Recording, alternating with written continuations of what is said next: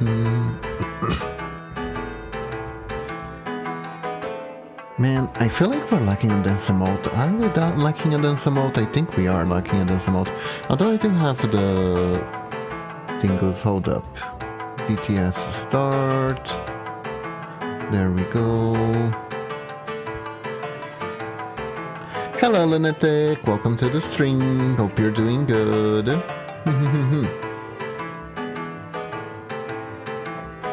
Let me know if... Well, we'll see if sounds okay soon enough, I believe. How are you doing today?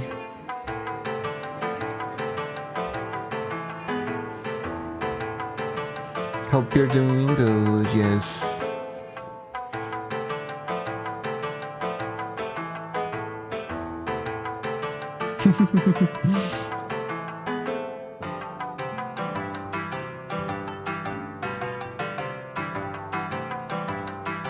See, this should be enough canvas space, and we are gonna start in 15 seconds. Yes.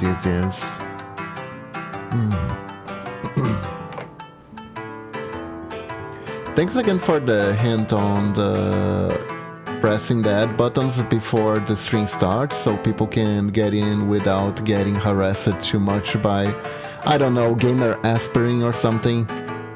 Still can't believe that is a thing. Still can't believe that's a thing. Anyways. Hello everyone! Welcome to the stream. Oops, hold up. I forgot to do something. Man, I'm good. Professional streamer right here. Forgot to set up the camera.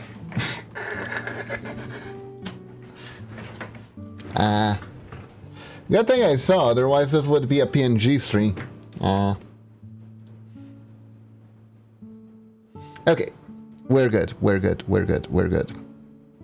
Thankfully, it didn't take too long today. Hello everyone, welcome to the stream. How are you all doing today? Well, actually, my mouth is a little bit off. Hold up. Just a sec. Don't know why my mouth is like this today. Hold up. Let's reset the camera.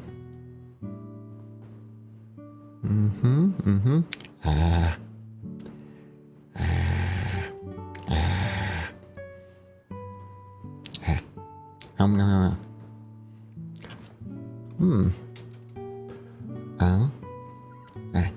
Okay, there we go. Apparently the camera moved a little bit to the side, and when it does that, it stopped it. I don't use Pro 2, no. I don't know why. Camera seems a bit off today. Maybe if I polish it. Do I have anything? I have some tissue here. Let me...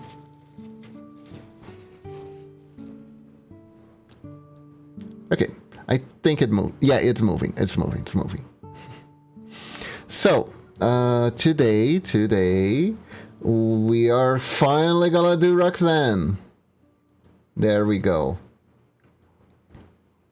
Wanna do a pixel art of Roxanne. This is the best official art that I could find of her whole body, so I could get the proportions straight. But I think I wanna do her in her regular clothes. So let me see if I can find...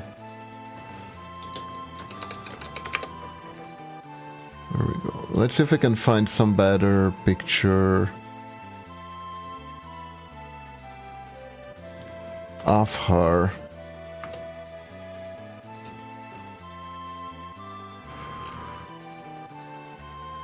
I mean, her clothes are pretty simple, truth be told. We can figure it out. I think it's fine. Yeah, it is fine, thank you for the pet, Lunatic. Okay, so... let's get started. I thought it would be more of a purple hue. Okay, this is fine for me.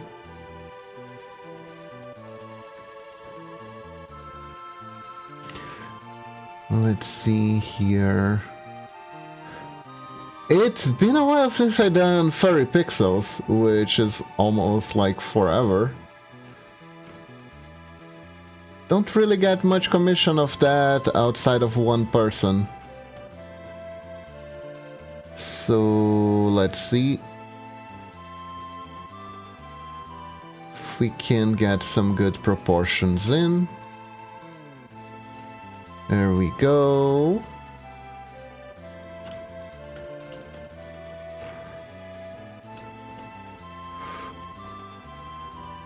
Today has been a day I actually sat down, started doing some rigging finally, and ran into a problem. Oh no!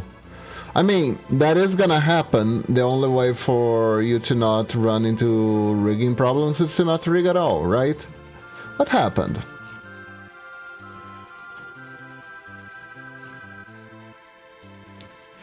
Failure is the consequence of trying. But it should not be something to be avoided. After all, it shows that you tried.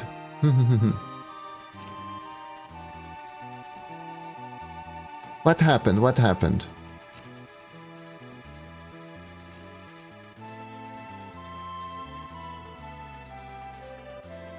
Let's see, she has green eyes. Pretty gold green eyes.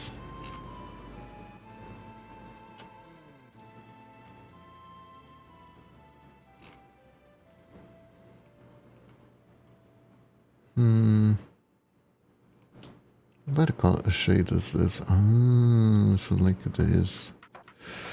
It's a problem with some layers are arranged, so I need to ask the client how they want it to be. Oh, oh, you're doing a commission? Nice. Very nice, Lunatic. And yeah, that sucks, but it's part of life. A kind of commission, yeah, I guess. Ah, I see, I see. I mean, if you refer to them as a client, then it's a commission, right?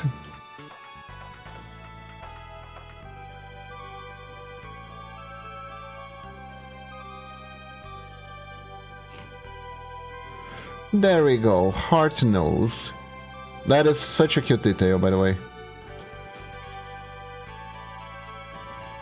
It's the one you know about, but I cannot say. Ah, okay, okay, I see, I see, I see. Don't worry, don't worry. If it's who I think it is, they understand. They absolutely understand.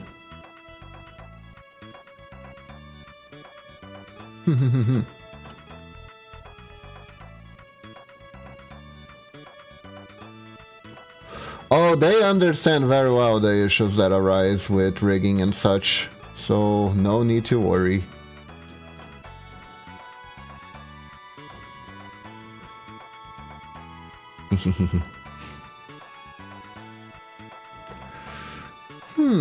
What do you think? I think the proportions for the head are good.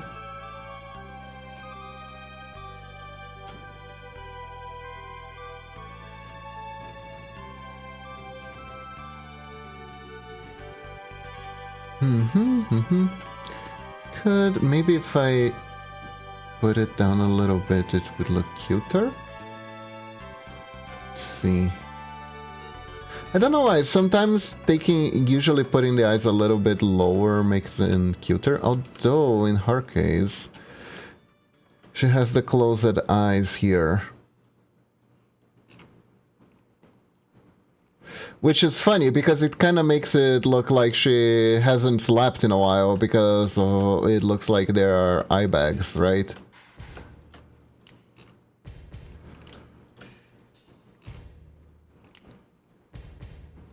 But is actually a second pair of eyes that are closed most of the time.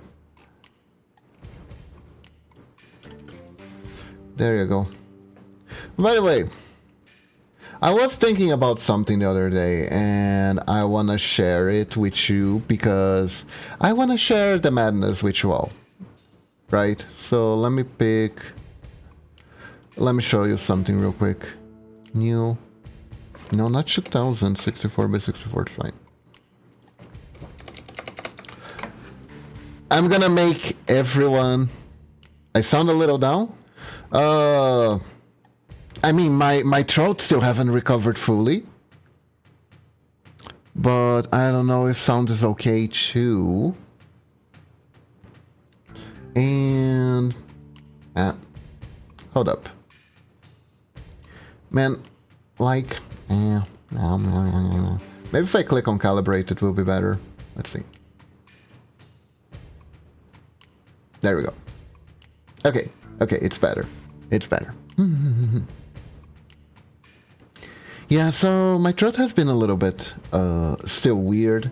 Still haven't recovered fully. The main issue is I got like...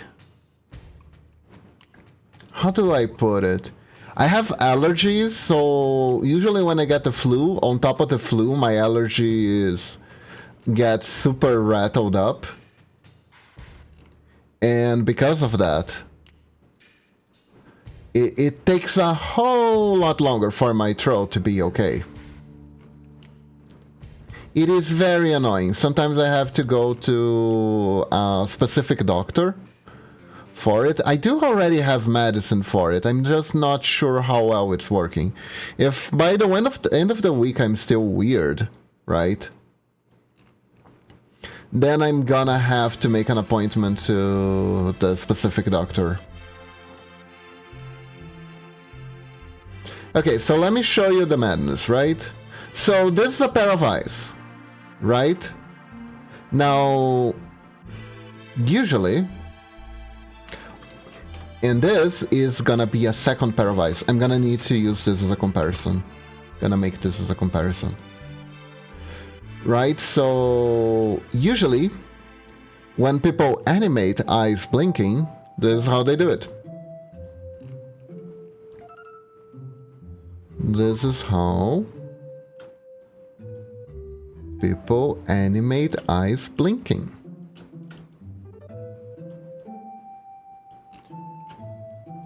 Right?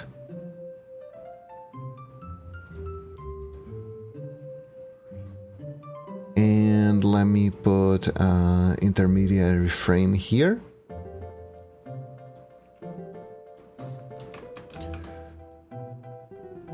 Gonna make a very simple 3-frame blinking animation.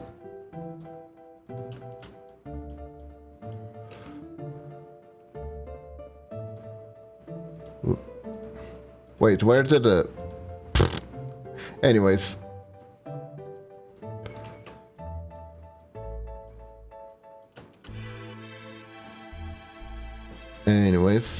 There we go. This is a blinking animation, how it's usually done. I do it slightly different. I do it like this.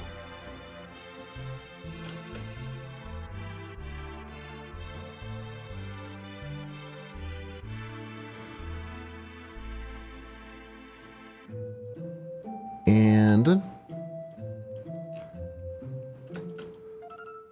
I just wanted to share why I do it like this. Usually. Because when you close your eyes, your eyelids go up too. It's not just a complete close down like in this type of animation. See? But I see this every time. Every so often I will see an animation that doesn't take into account that their eyes close. It's the first one, and mine is the second one. And sometimes I can't unsee it. If you look closely at eye models, you can see that I do make it and go up as well. That's good, Lunatic, that's good. I approve of that, I approve of that.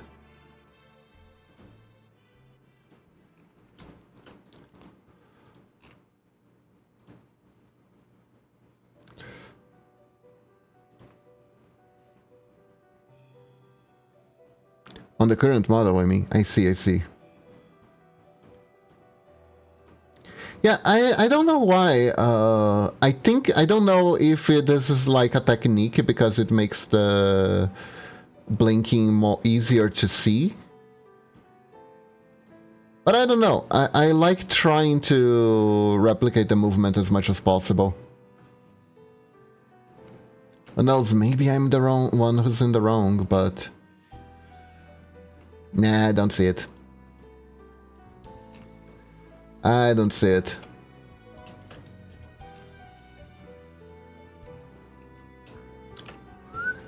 Anyways, I agree sure one looks better, Emil. Ah, thank you, Lunatic.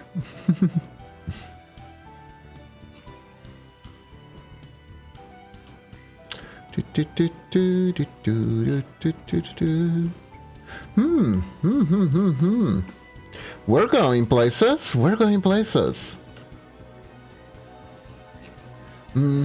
Also, I don't know why. I've been on such a sugar eating binge lately. Have no idea why. I guess I know why. I took I got a little bit overboard on the weekend. I went a little overboard on the weekend with sugary snacks. And now it's like Unleash the Beast. Because I can eat a whole lot of sugar. I do get stomach aches if I do. But like I like chocolate so much, you know. And oh my god, chat.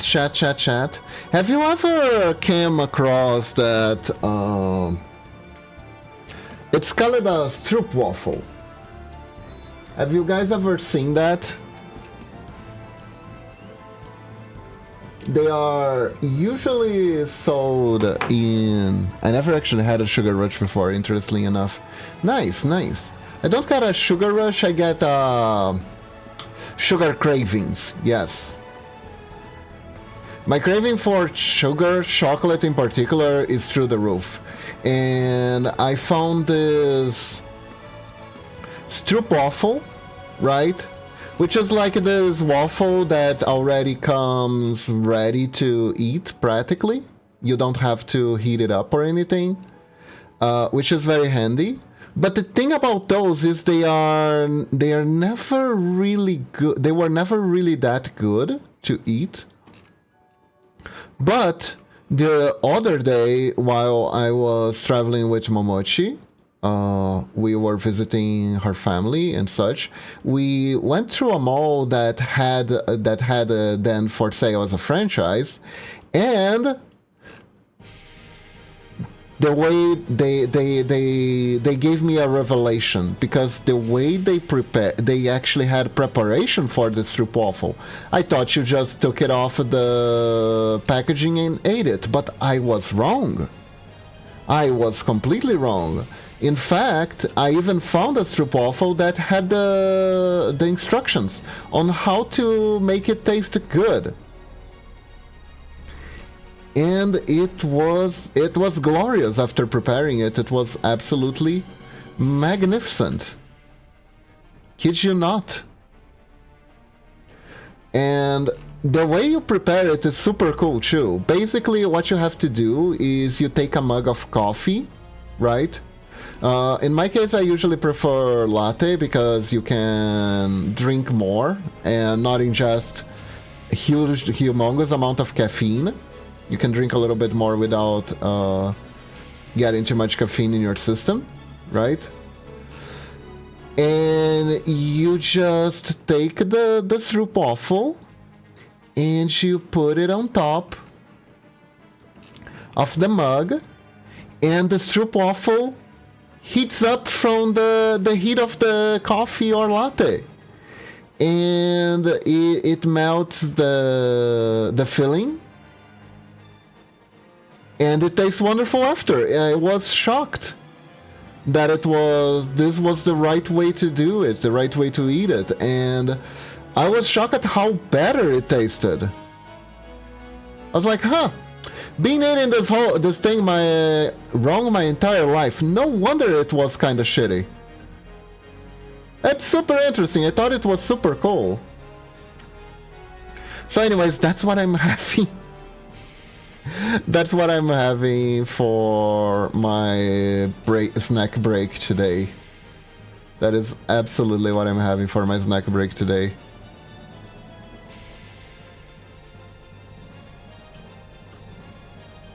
But yeah, I had no idea. I had no idea. I was but a foolish young pup who did not knew the better ways to eat stroopwafel. I was naive, chat. I was young and foolish. Young and foolish, I say. Wait. Oh, this is not good. This is not good. I'm in the wrong layer.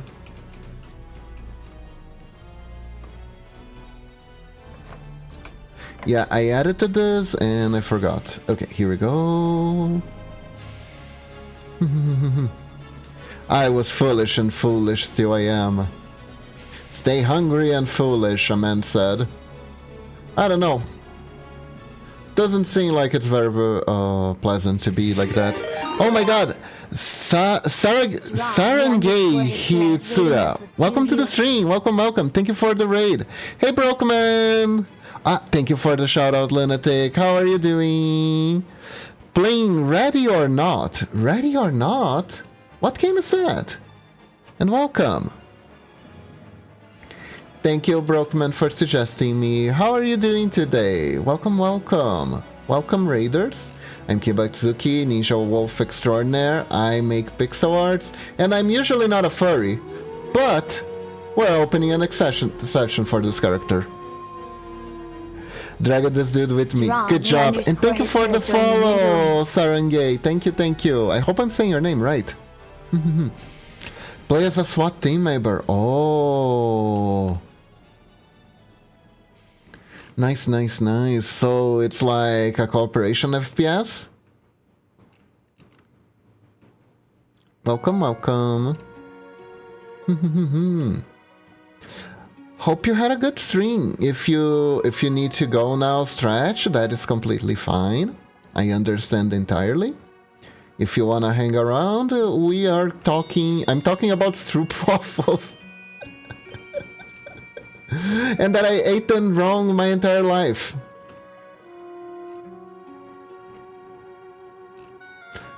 Have you guys ever seen a stroopwafel before?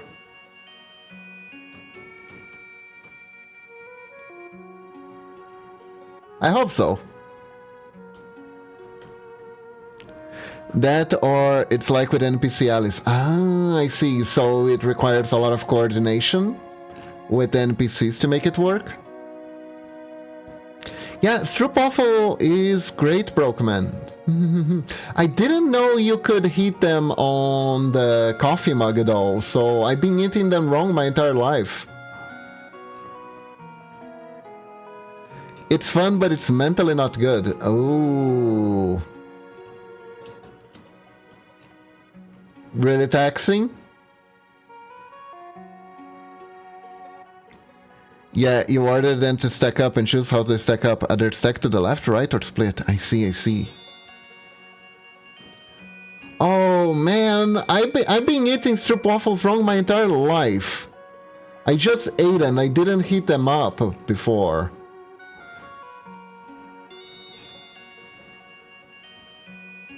They are amazing. Order them to breach the room. Either breach via kick, battering ram, explosive, or shotgun. Oh, I see, I see. Yeah, Lunatic, heat them up. Heat them up. You take a big coffee mug, right? And you put them inside the coffee mug. Not inside the coffee mug, you put them on top of the coffee mug. Usually they are shaped so they will stay on top of the coffee mug just right. And there you go. There you go. You leave them for like a minute or two in a already heated coffee mug, and there you go. Then how they will enter with flashbang gas or concussion grenade. It's not good mentally because it could give you virtual PSD. Oh no. Sounds intense.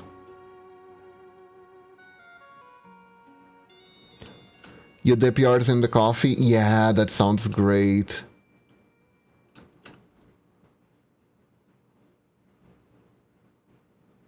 Okay. Let's see. I want to make a more accurate pixel art. You don't drink coffee? How about hot milk?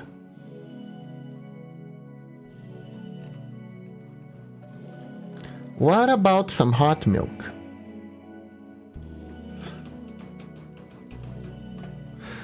My first PTSD was that Teen got killed for the first time. The second was when he died from a booby trap door. And earlier I shot and killed Skill in action. Oh no! Sounds rough, Serengei.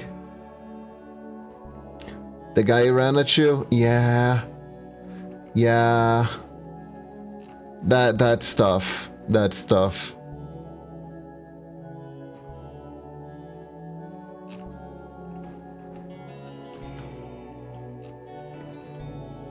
I'd probably shoot him too, honestly. Loki would recommend, but also not recommend.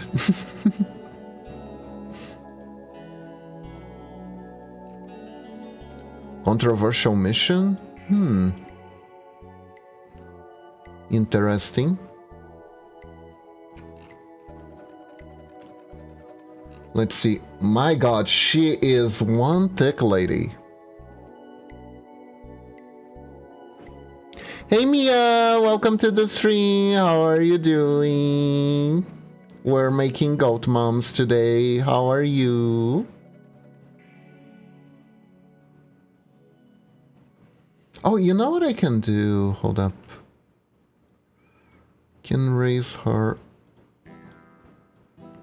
here a little bit and shorten this one a little bit.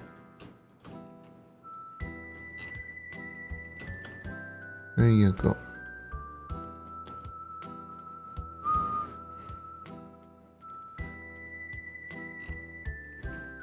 Welcome to the stream. I'm here in the shadows. The shadows are a good place to be. Yes, yes.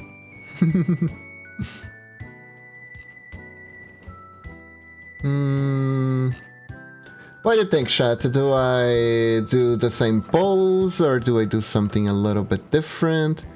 I do like how the sitting down pose really highlights our legs though. Whoa, your model's uncanny, I like it. Oh, did you just see it? Thank you, I did it, I made it myself.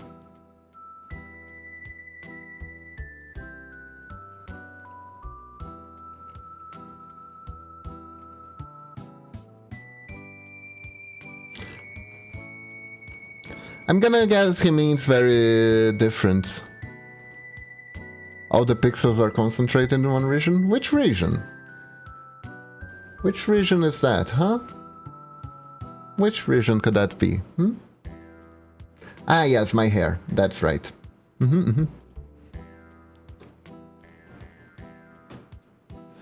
Pixel art but fluid like jelly? That's because it's animated in Live 2D?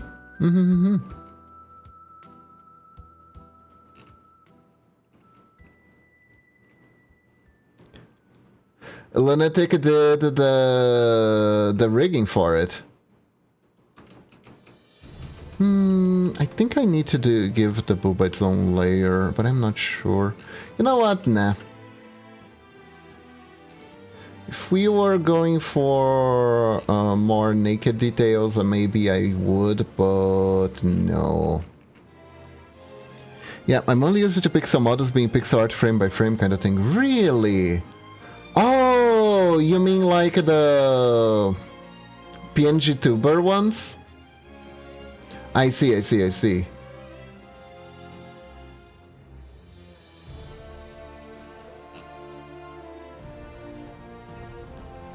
Yes, but there are also people who use pixel art with Live 2D. It's pretty interesting. The results are pretty interesting. Like actual pixel moves that depending where the mouse is. Ah. Yeah, we did that with the mouth. We did it with the mouth.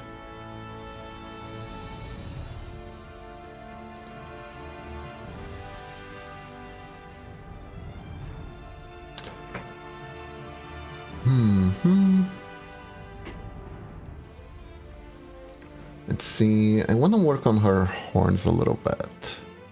Let's work on her horns. Live 2D makes it faster to make too, I believe.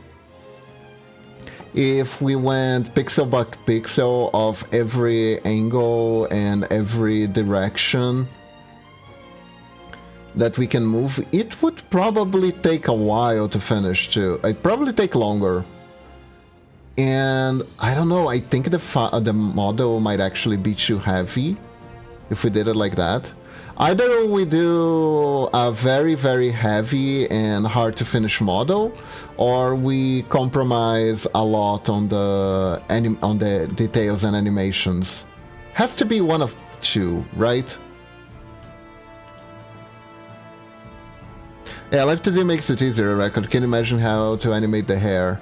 Yeah, no, it's doable. It's doable. It's just gonna be like the hugest pain in the ass ever.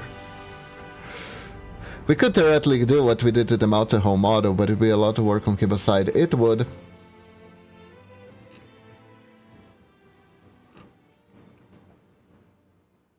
Honestly, I've been getting a lot of commissions lately. I probably wouldn't have the time to do that either. Although I would at some point like to experiment with that, but I don't know.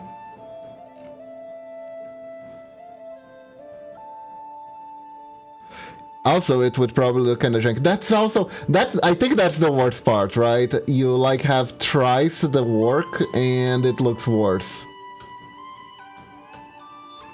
Guys, I found a worse way to do this. That would be paying if that was the case. Also that.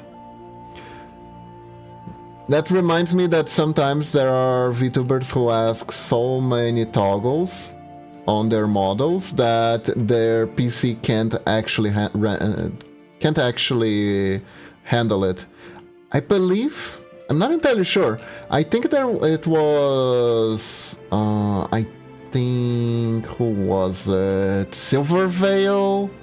Silverveil had one debut where her PC froze because of the model, and it took a while for her to be able to fix it to make it work properly. And I think it was because it had just way too many toggles, which understandable. I mean, Kiba, if you want to do stuff, I'm available most of the time. Just busy with the current work right now. Don't worry about it, Lunatic. Don't worry about it. I mean, I don't wanna delve into it because I am busy at the moment, you know? Like, I haven't even touched the in the game project in forever.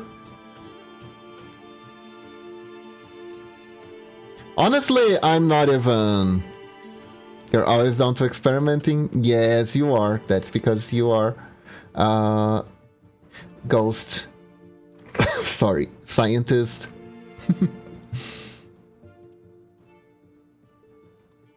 Anyways.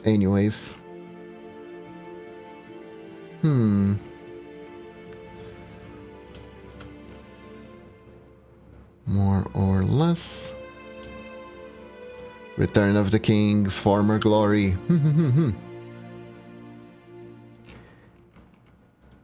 There we go.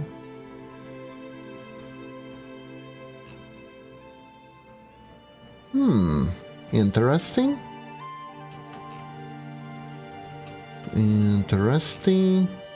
Man, I need to play Final Fantasy Tactics. I need to play so many games. I need to finish Unicorn Overlord too, because that game is fun.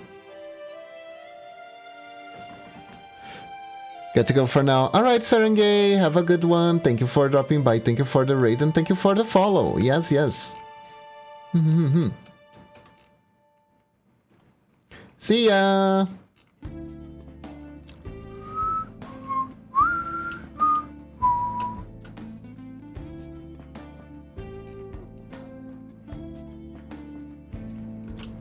There we are.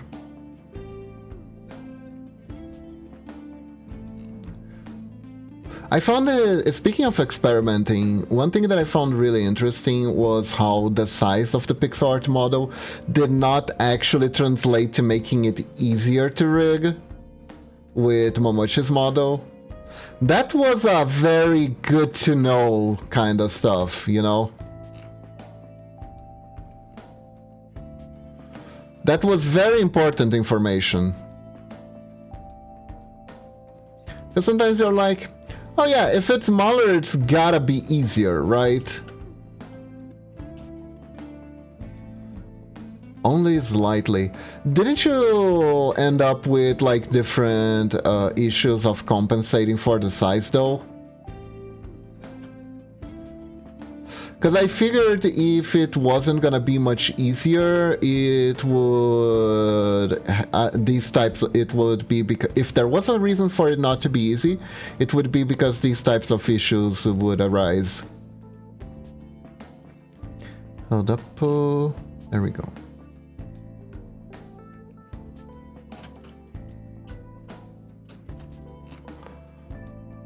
Forced you to compensate in other ways. Oh, there we go. There we go.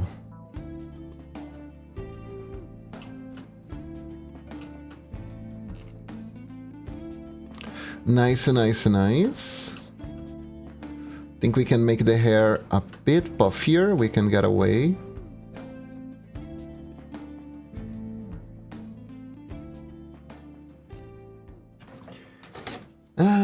The air conditioning dilemma. Come on. Work. There we go. There we go.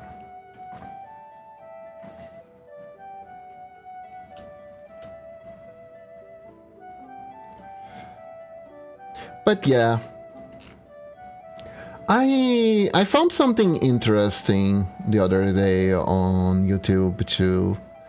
I discovered that people upload how do you say all the audiobooks on YouTube. And I am listening to an old book that I read a long time ago called The Sea Wolf.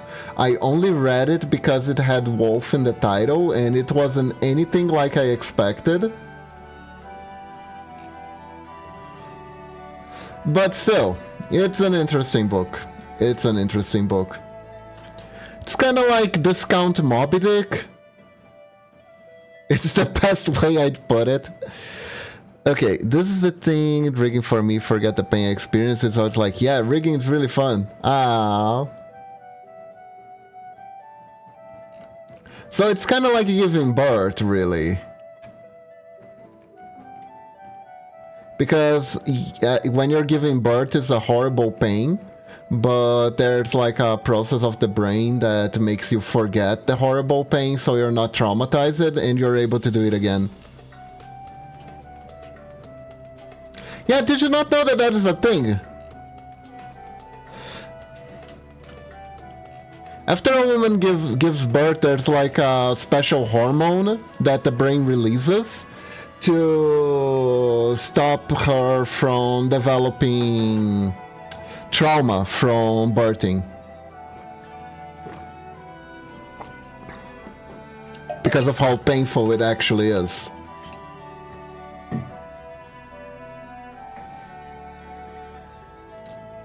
It is an evolutionary trait, that is a thing.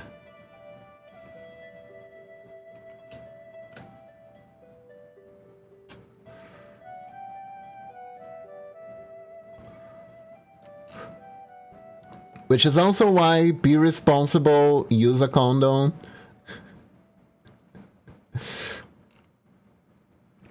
And take care of your children, they are hard to make. They're surprisingly hard to make, actually.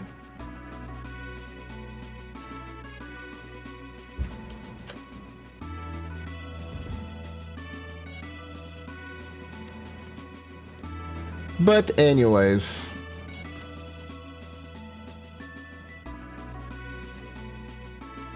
Did you not know that? I thought that was common sense.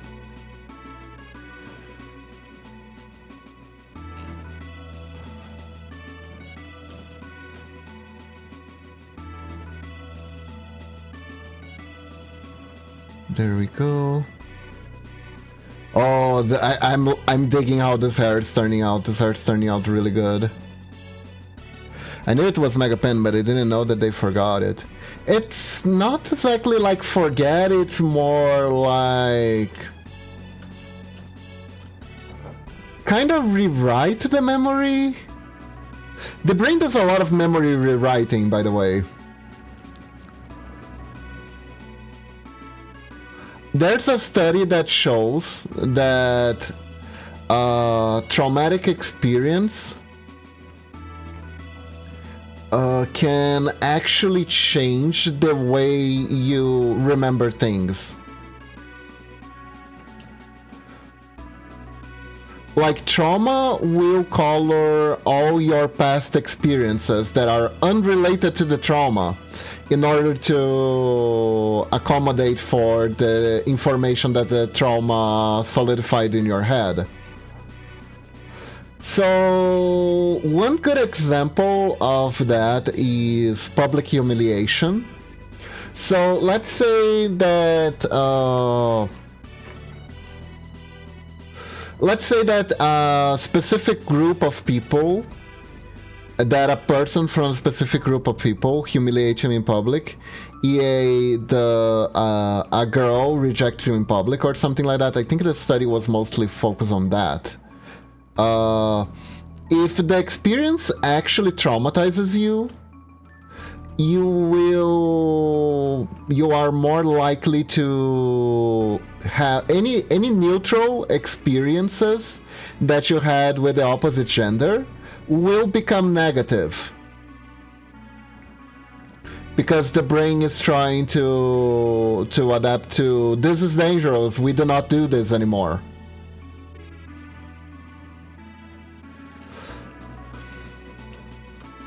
So like a person who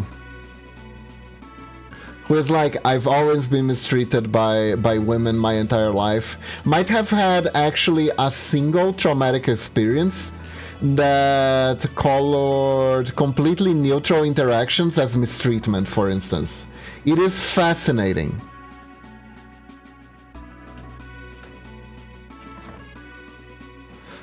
Absolutely bonkers. Absolutely bonkers.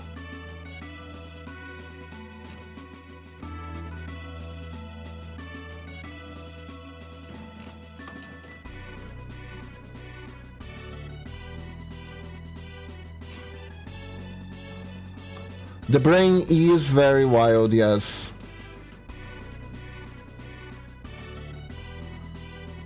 It tries to look out for us, but it does a bunch of wonky stuff to do that.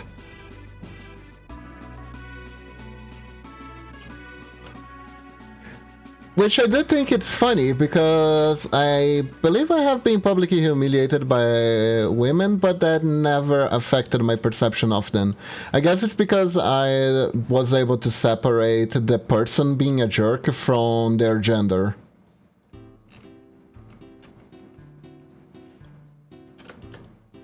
I don't know how that works though. Really wish I did.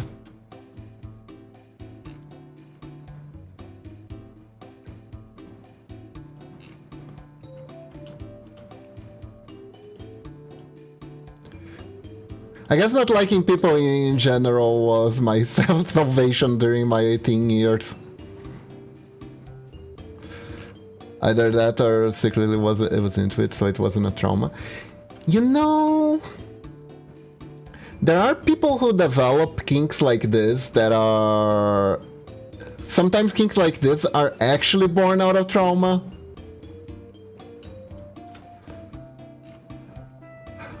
How do I put it? Although this isn't really based too much on any scientific thing. I used to have a friend who... right, from back at my role-playing guild years. Hey Red, welcome to the stream. and they had some issues with self-image and stuff like, and pent-up rage, right? So they founded this workshop.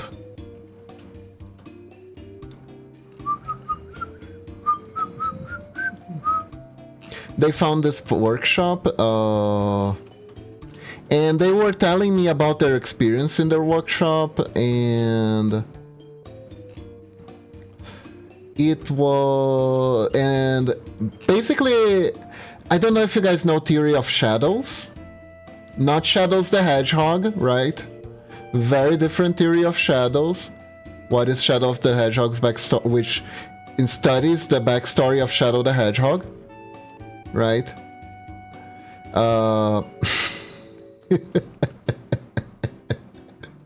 But anyways, it's from Carl Jung's The Theory of Shadows, and has nothing to do with Shadow the Hedgehog, unfortunately.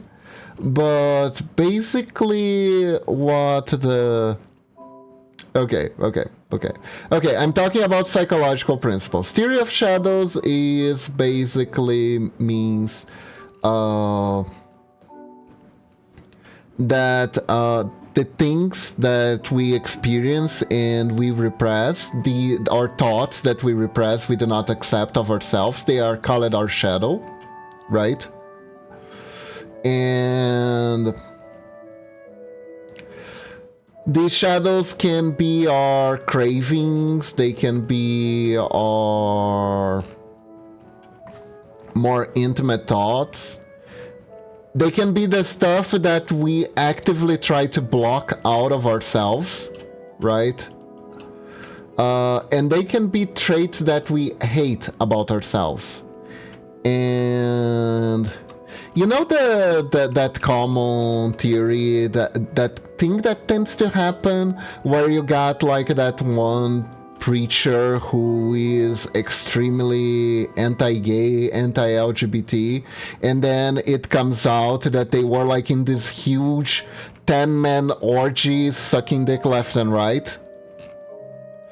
So that's the theory of shadows in action.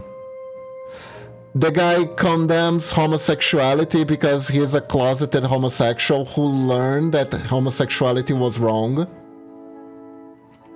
This happens all the time, lunatic. It's wild. There was this one politician who was a furry.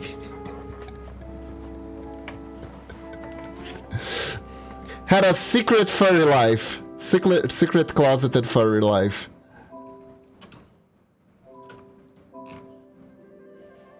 Yeah, so that's kind of the theory of shadows in action, as seen in the wild, so to speak.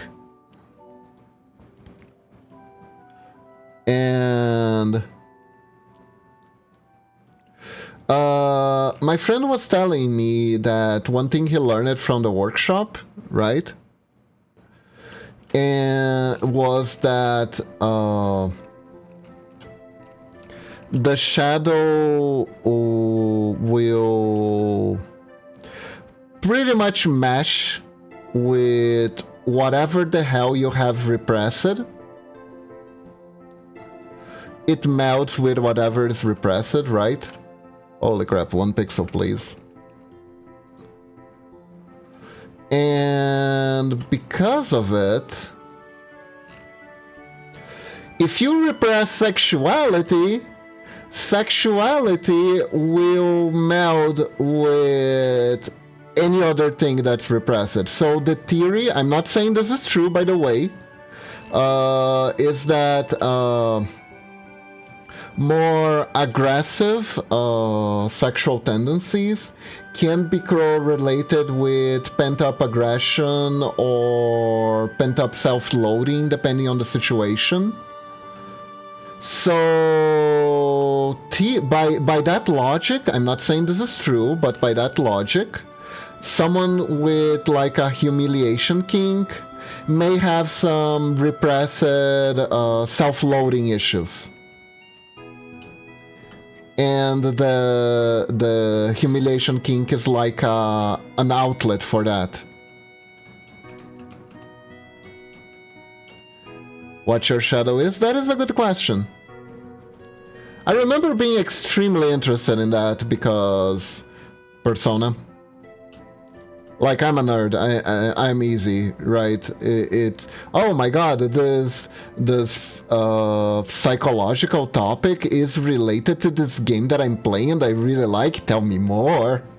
Tell me more, please. Tell me more, please. I'm the type of person who would actually pick up basketball just because they read Slam Dunk. I am absolutely that person. I'm that easy to I'm that easy to be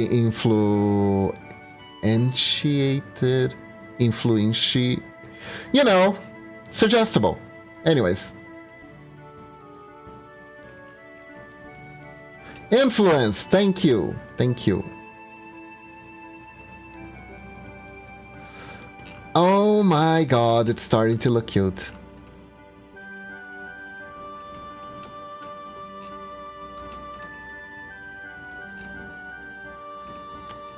Suggestive.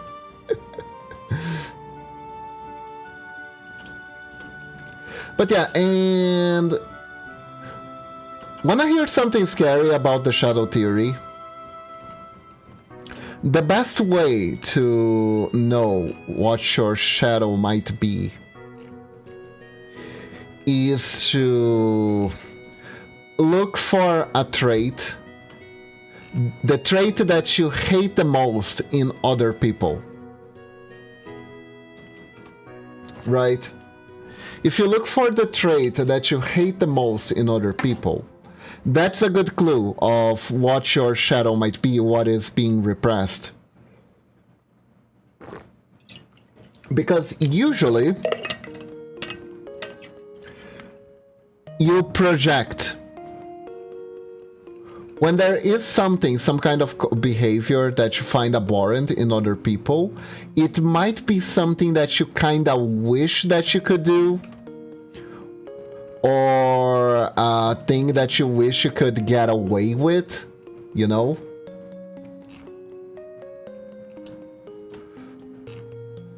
And that's the reflection. That's the reflection of the shadow. The shadow does not, the self does not accept these negative qualities on you, these negative traits on you, right? And it rejects these negative traits in other people as well.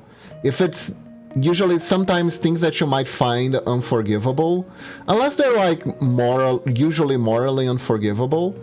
But if it's something else, if it's something a little bit more subtle, it could be a clue of stuff that you might be repressing too. It's very interesting. It's very interesting. Worst case scenario, it's a very good invitation for self-reflection, right? Because, like, the ego is gonna try to protect you and be like, no, we're not like this. We could never be like this. We are above this. And the question is, are we really? Is that not a blind spot?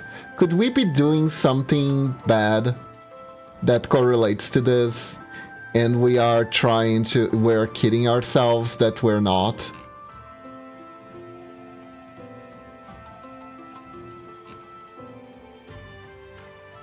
It's that sort of stuff. It's that sort of stuff. Not necessarily easy thing to think about, though.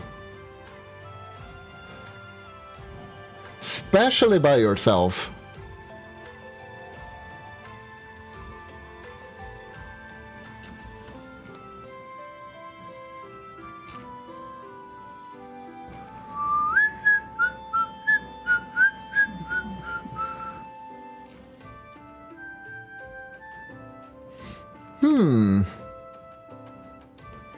What do you guys think of my goat mom so far?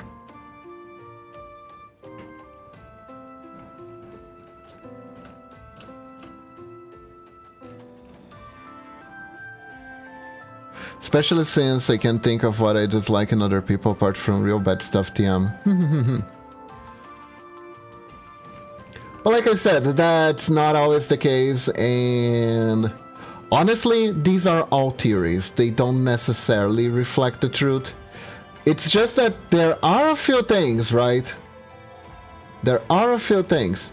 I think it applies mostly to stuff that's like supposed to be harm. It's not really stuff that's not really supposed to be any of your business, but you kind of blow it out of proportion and be like, no, this is awful, I hate this with all my might, you know?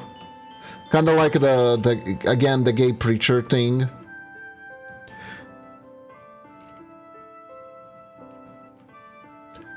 I think these apply better in those scenarios.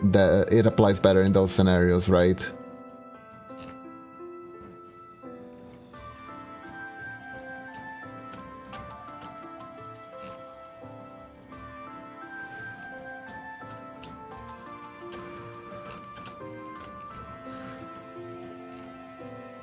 But yeah.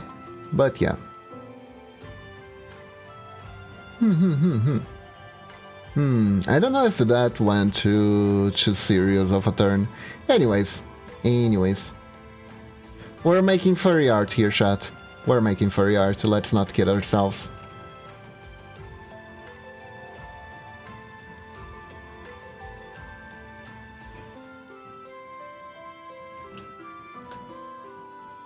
I don't know, I'm pretty sure we're making furry art in Lunatic, I'm pretty sure.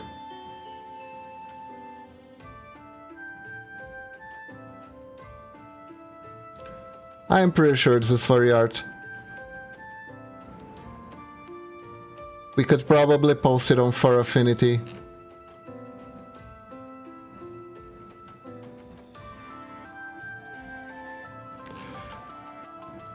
Which was a name that kept popping up every time I was trying to look for references for this character.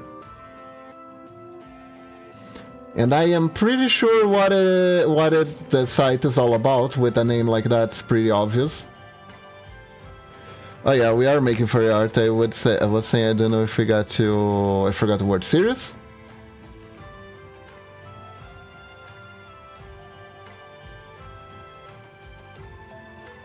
I see. Yeah, because the fact that we're making furry art is pretty undeniable, right?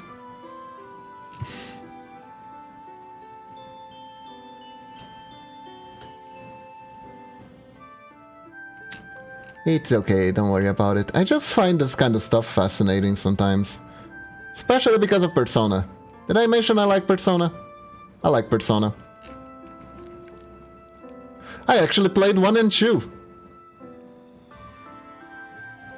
Never finished them because their games were hard as... my god. Those games were so hard. They were so hard.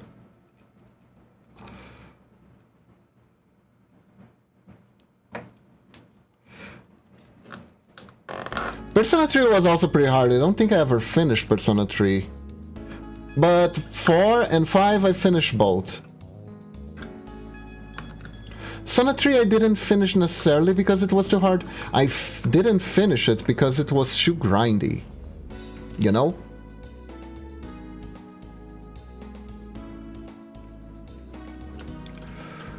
It was just so grindy.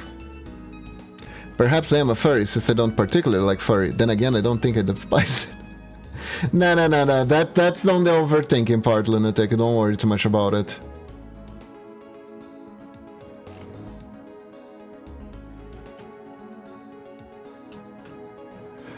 Don't worry too much about it. That's just preference. That's just preference. Like I said, that's the issue with talking about that sort of stuff. People are very prone to start overthinking.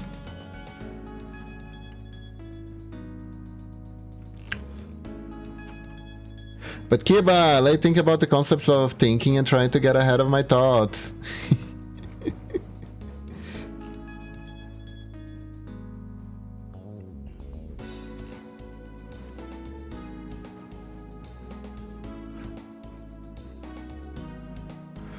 I've ever done that, by the way. Thinking about the concept of thinking. Like meta-analysis? like a meta-analysis of my thoughts. Trying to think about what I'm going to think next. I don't think so, unless I'm like standing in a doctor's office with a cell phone without internet. Then I organize my thoughts, if that's what you mean. Like, I'd be like, okay, let's think about something, and then I just pick a topic and start thinking about it, or try to recollect stuff from memory from it.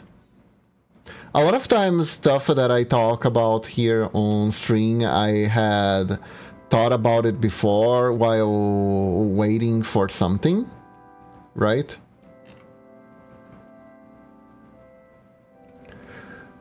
Which is how I even have topics to talk about in these streams. Sometimes though it backfires because I'm like, oh, this is gonna be a great conversation piece. I'm gonna ramble about this for hours on end, and then in 5 minutes I'm done with what I was saying. When I think in my head, I have a voice that speaks those thoughts in my head. So when I think about how or where the voice is getting the thoughts, the wonder of my thoughts have thoughts. Ah, I see. I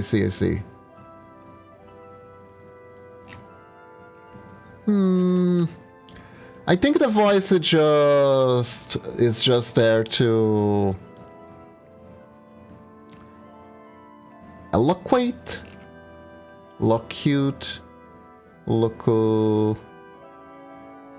vocalize your thoughts, I guess. Then I get in a recursive loop where my thought thinks about its thoughts and it overloads. Oh, dear. No, I don't think I have ever done that. Can't say I have done that.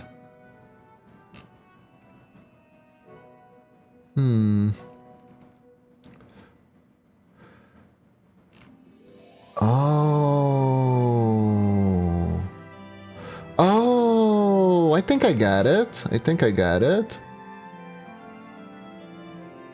I am learning.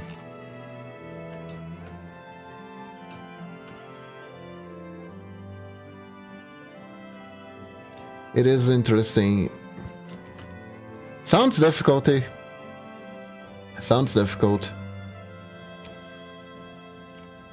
Yeah, I think I am at least.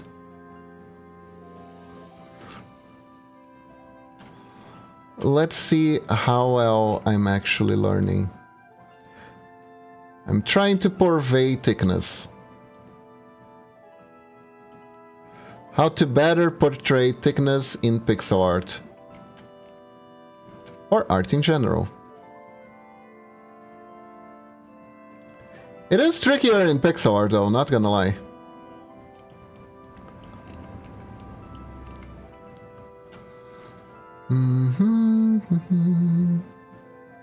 Maybe if I do this in pixel up.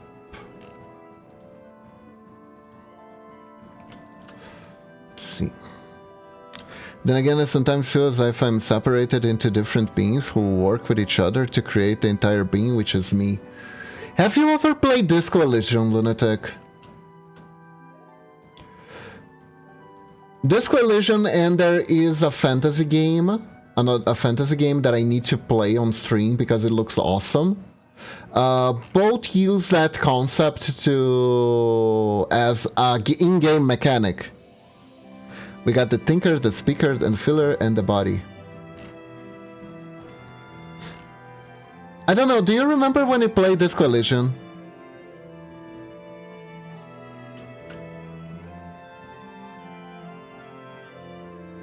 Because Disco Elysium has that.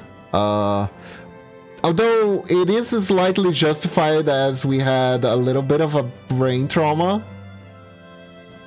from over drinking.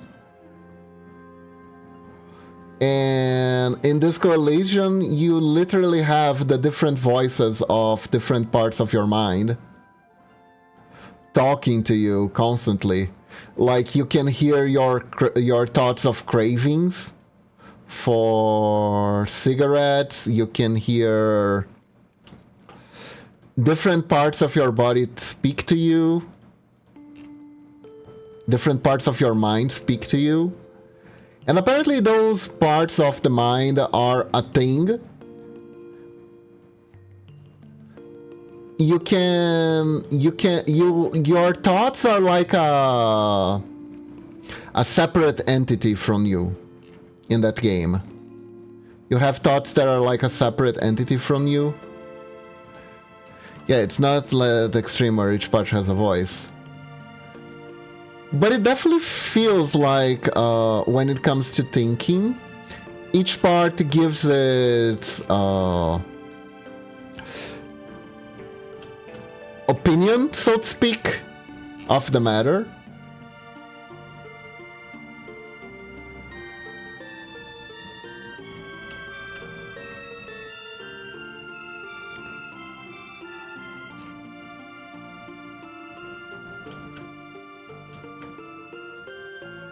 Go.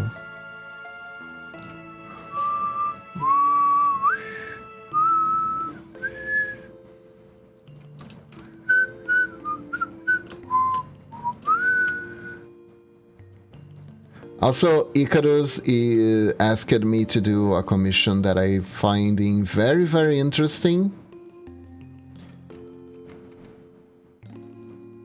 It's gonna be a game sprite thing. Yeah. Apparently she wants me to do... for... I think it's a Zelda mod. There's a Legend of Link to the Past mod. And you can add custom sprites to it. Right?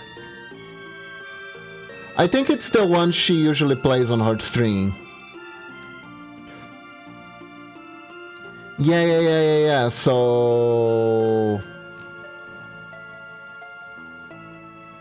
if everything goes well, she's gonna have me make a Toho character for it. Not gonna tell which, because I don't know if she wants to surprise someone with it. Right? But yeah, and it looks like a ton of work, but it looks fun. It looks fun. It's gonna be a good experience too. I love when commissions give me something new to experience, to do, to that, an experience that I normally wouldn't think of, you know?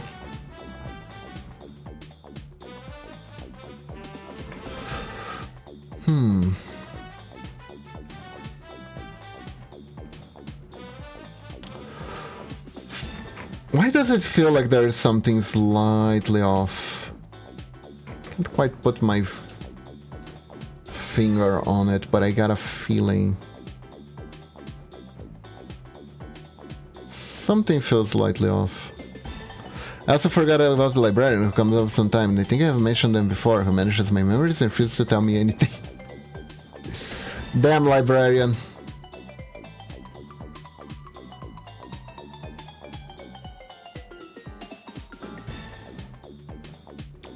Keeping all the juicy tidbits to themselves.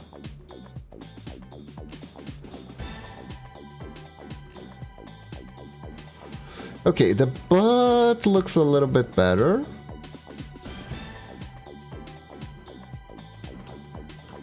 That's kind of a thing, right? If it's pressed... see.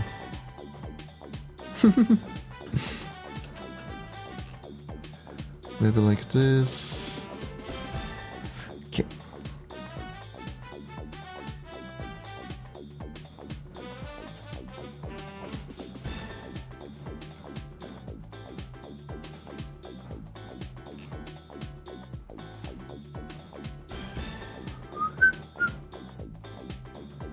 Okay, so we've been doing this shoe close to the base here. Let's change it a little bit.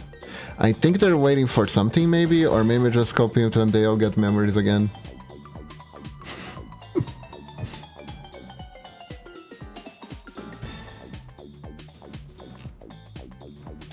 Hey, there we go. Let's make like an insinuating gaze. Okay, okay, that's good, that's good.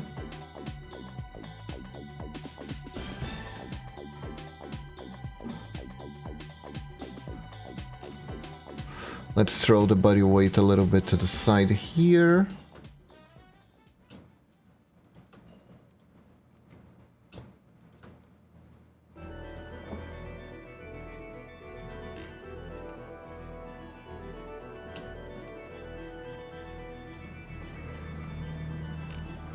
There we go.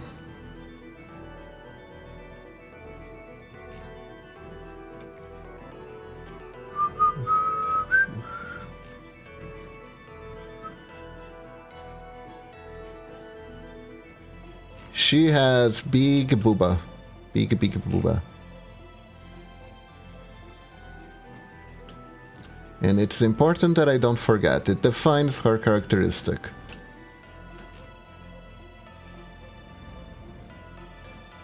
It is a defining trait in her personality.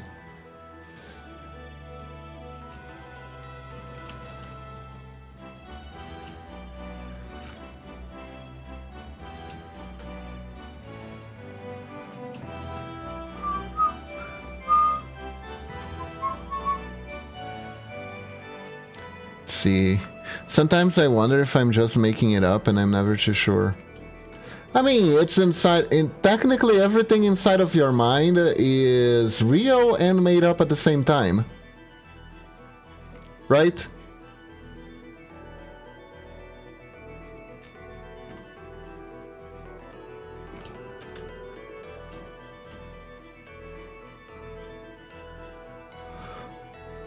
Whatever gets you working and functional through the day. Like, just think about how many people make OCs and give them very active lives inside their head, you know?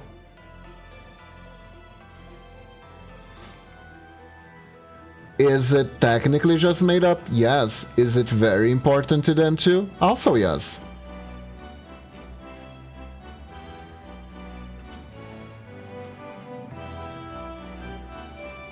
Human beings are like that.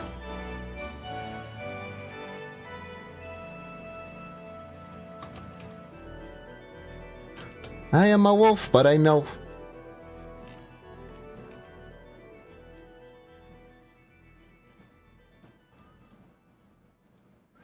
Oh yeah, I was thinking. I have been stalling a lot on finishing my game, which was supposed to have like some revelatory piece of lore to it. But honestly, it's been too freaking long. So, and God knows if I'll finish or not. So, if you guys have any questions about my lore or something, I won't hold back anything anymore.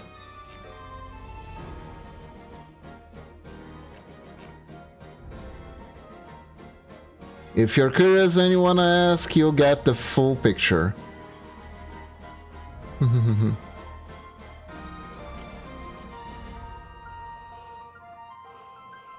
Though I don't even know.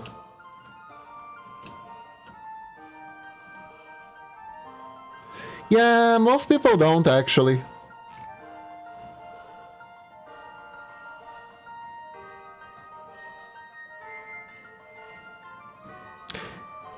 Does make me wonder how important lore is for VTubing outside of understanding or branding, come to think of it.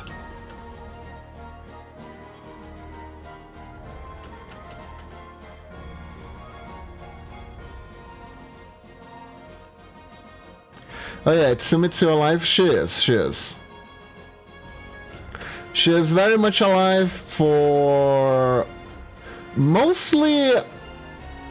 well, she is pretty OP, and it's very much out of spite for the killing mentors just because they are not supposedly plot relevant anymore. Like the poor character cannot have a life outside of guiding the main character, right?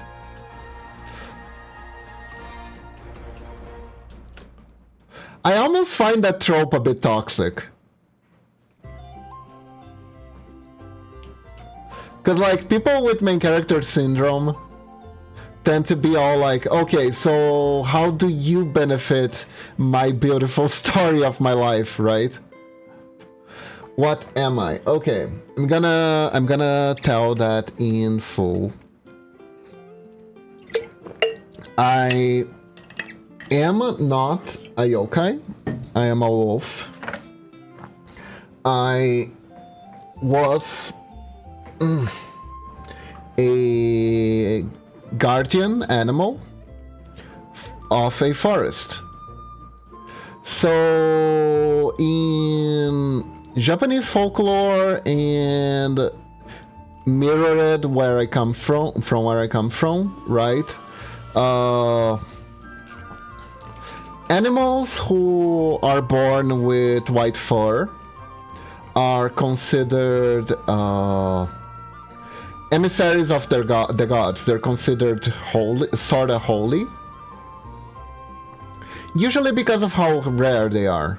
And the world where I come from, belief is very important. So things that are believed become true. Yokai are born out of human beliefs too. Yokai and gods are born out of human beliefs. So that applies to me as well. I was from a wolf pack that used to guard this very, very small forest. This very, very small forest that was... that had a shrine in honor of the Akitsuki Gami, a very small deity in a rural area of Hokanobasho, which is the name of where I'm from, which literally means elsewhere.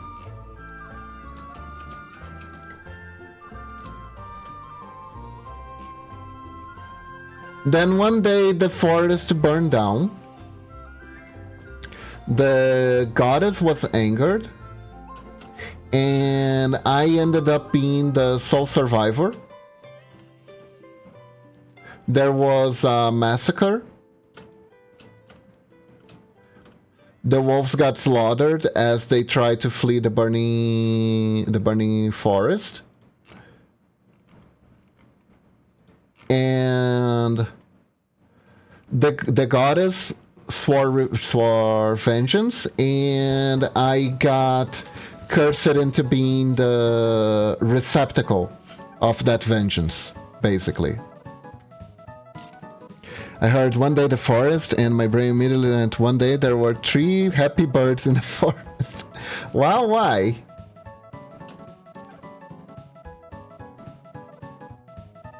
So my shadow powers actually come from that curse.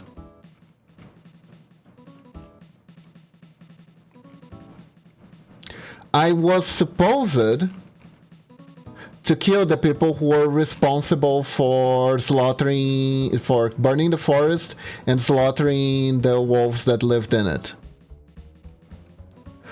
But Sume got hired to hunt a weird yokai, and she found me instead of a yokai. That's how I know I'm not a yokai. She told me that I was something else.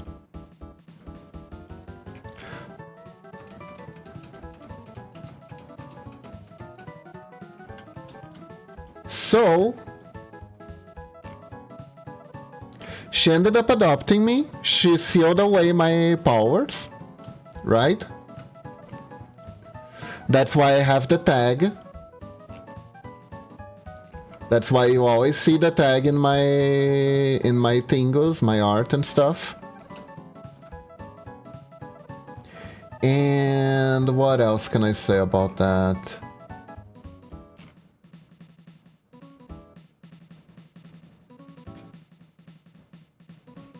I mean, I think that's about it, right? One of the reasons she taught me how to be a ninja for two reasons. One was self-protection, and two was so I didn't rely on my powers heavily.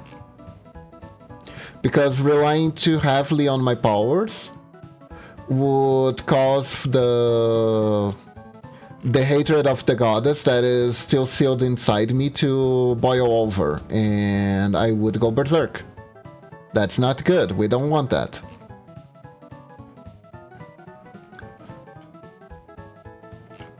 So my training is to both improve myself, and so I don't have to deal with that anymore. And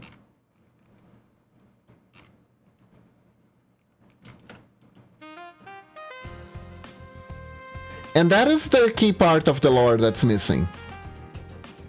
That's the key part of the lore that's missing.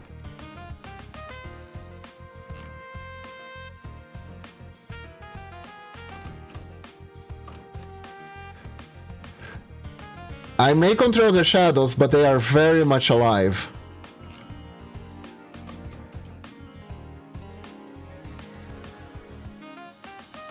Yep, I did put hints. I did put hints.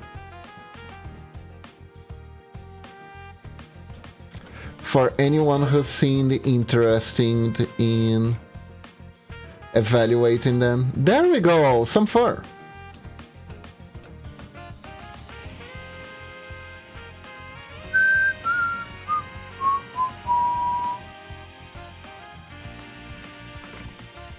And like the shadow powers are really neat, but I can't overuse them too much. And also, is it theoretically possible to reconcile the goddess' anger? Yes and no. See, the goddess herself has already ceased to be. Do you understand how ghosts work in Japanese folklore, Lunatic? Because it is an absolute mess.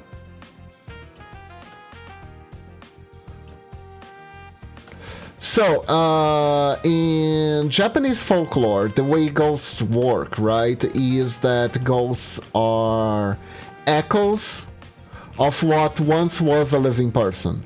So, we may think of ghosts like the soul in Western, but that's not really the case in Japan. In Japan, the ghosts are reflections of the emotions that a person was feeling when they died, and the goddess curse works kind of like that. In fact, it was the goddess herself who asked Sumi to spare me, because she had unleashed the curse and couldn't stop it. The curse is the reflection of the goddess' anger. And as long as that is welled up inside me, there's nothing I can do. Ideally, if I'm strong enough, one day I need to confront that. I confront the remainder of the goddess' anger, and probably my own, because of the forest burning. Not exactly a pleasant experience to go through, right?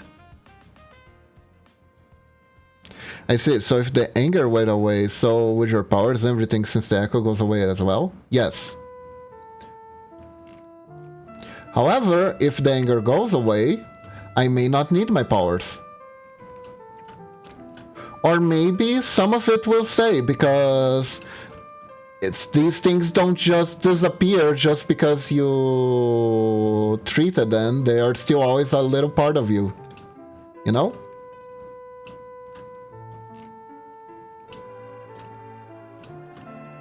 So there is no real telling of what might happen.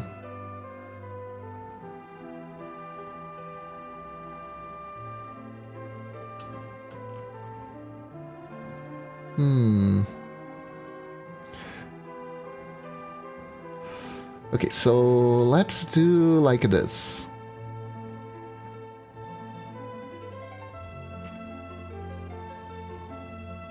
I figured something more or less deterministic makes for better storytelling, too. Like, I had a project for, like, different versions of Kiba.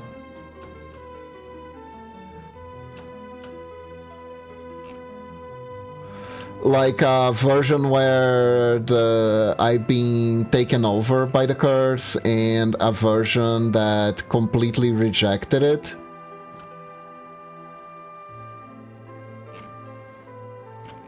But I don't know. I don't know.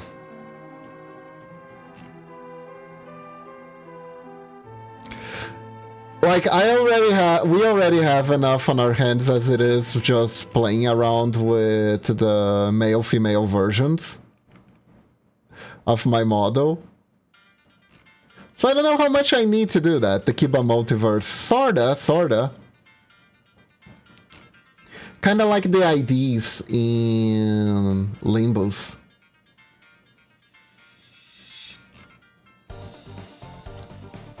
Or the Eagles.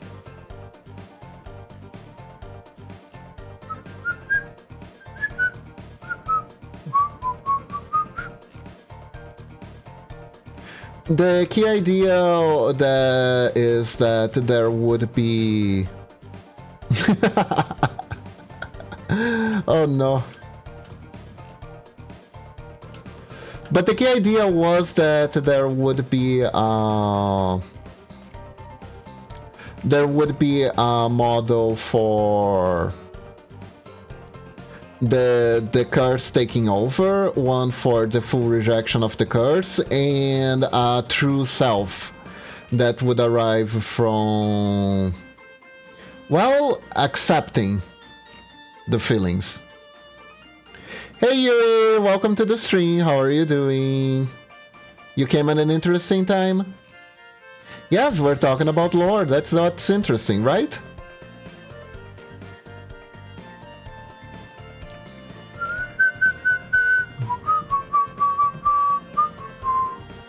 Wait, is Gyarcube an ID? It could be.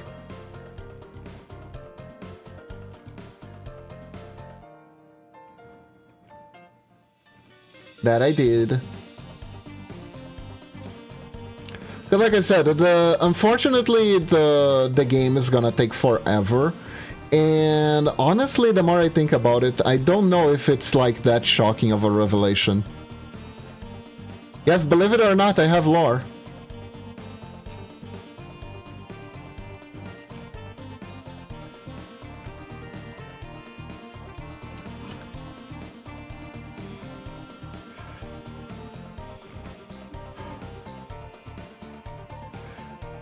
It was interesting piecing stuff together.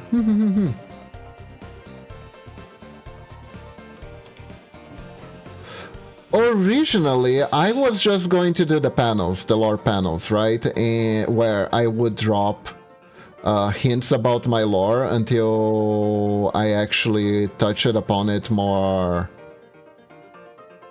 You're making a game? It's been in the works for a while, Yui. I don't know if I'll ever finish it, honestly. And I have to say, I did learn a few things. Yeah, it's been a few years. The problem is I learn stuff and I want to put it in the game, and sometimes I can't put it in the game, put stuff in the game because RPG Maker is ass. Maybe if I found a better game engine than RPG Maker that was accessible, the project might actually get off the ground. Yes, Lunatic? What is it?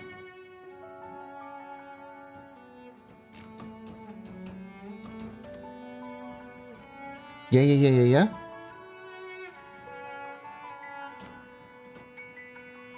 Oh god, that reminds me that Icarus asked me to record Momochi going, Kiba, Kiba, Kiba. If you keep doing that, it will never be done since there's always something better. I know, believe me, I know.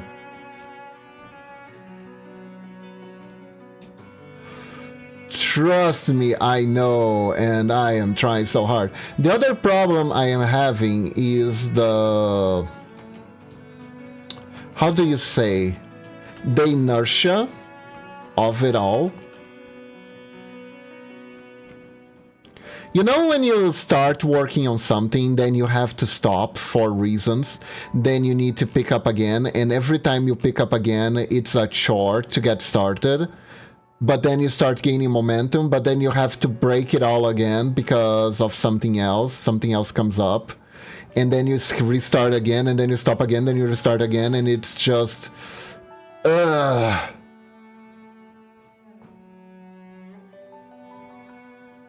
Hey Falv, welcome to the stream, how are you doing? Man, making goat legs at this specific angle is so hard. Hold up.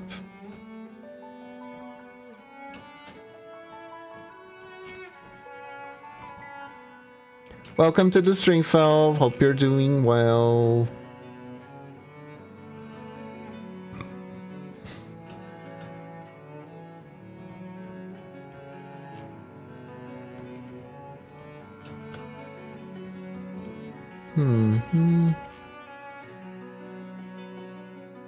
I don't know, is this right? This doesn't look right to me.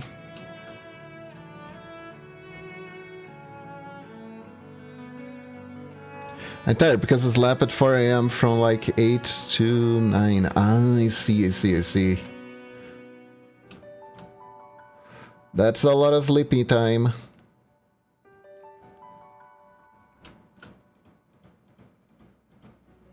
No, 4 till 7, that's...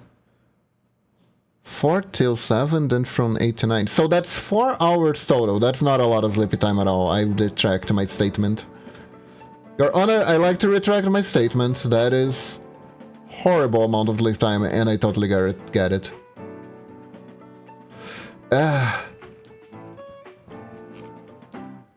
You know what's the worst part?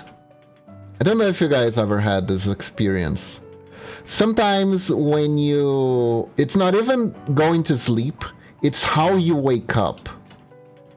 Have you ever had that experience where you have a full night of sleep, but because you wake up in a suboptimal way, like waking up from a nightmare or getting woken up by an alarm, it just all goes to shit? All the time you went sleeping, you still wake up like you have been on degenerate hours.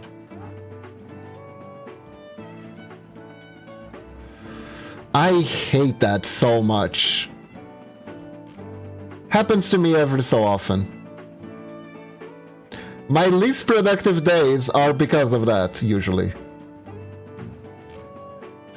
So bad.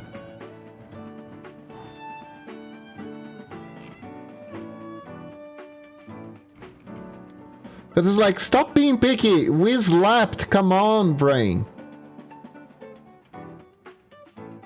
Ever had an idea that sounds good, but it's a lot of work, so just lay down and think about what if? Yeah, that's like... How do I put it though? You know what the main issue with that is? The main issue with that is... wanting the result and not the work.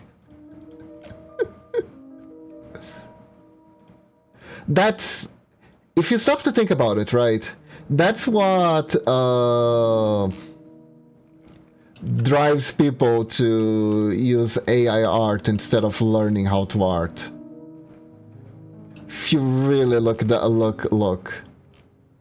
at it properly.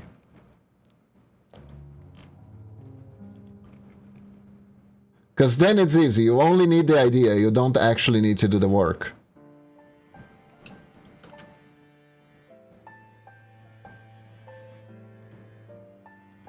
If you really stop to think about it, this is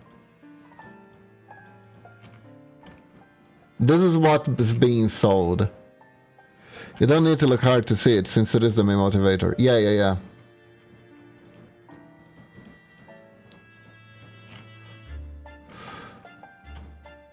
It's actually, I think Dr. K made a video about this. He was talking about like how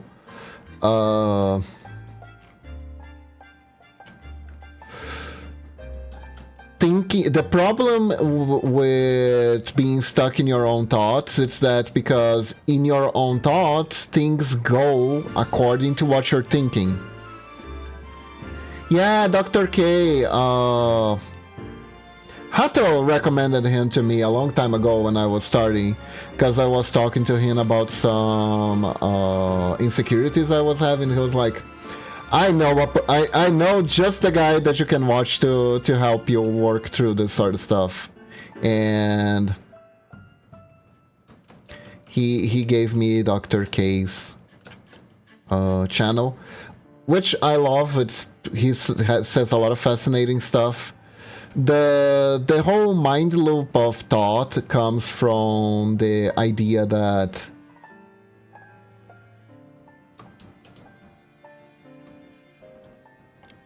sounds like we want like in a genjutsu. Yeah. The thing is, the difference between thought and reality is that when you're thinking about something, it comes out perfectly. Like this is when he was talking about that, the first thing that I thought was like, why do we get discouraged about drawing? It's because when you're thinking about the drawing, it looks wonderful in your mind, right? But when you actually sit down to draw, it looks like shit because you don't have the hand coordination to actually transcribe what you were thinking.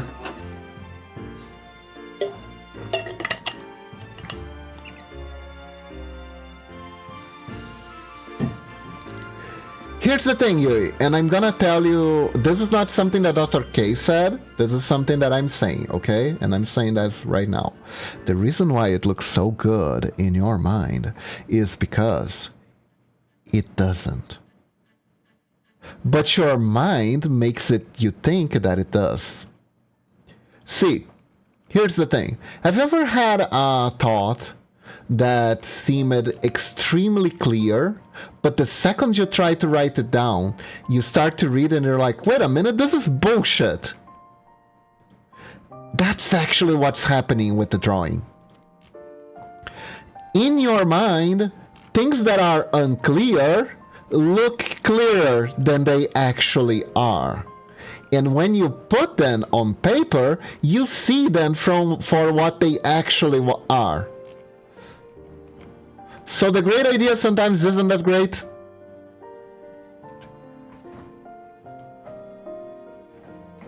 Like, it looks great in your mind because your mind is like enhancing it. But when you actually put it on paper, that's when you see it for what it actually is. And most of the time it's crap because, well, we're not trained professionals in writing comics. I'm not even trained in art. This is all all that I'm doing here is self-taught. Like, I never went to animation school. I never went to art school at all. I learned how to draw from a guy in an alley.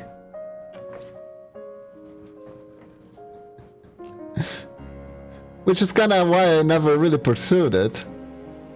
Imagining is quite disappointing in reality. It is. Like, you need to be able to... The key thing that you need to do, right, is to... Hold up, let me... Rock... Zen. Let's save this.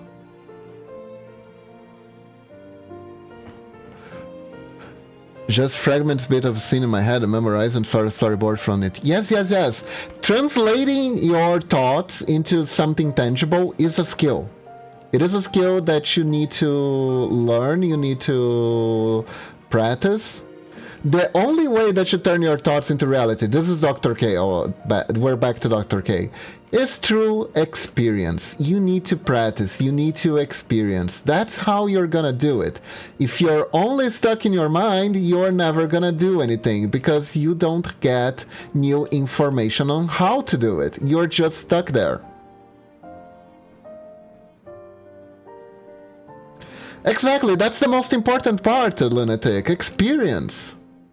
Experience is what makes us better at stuff.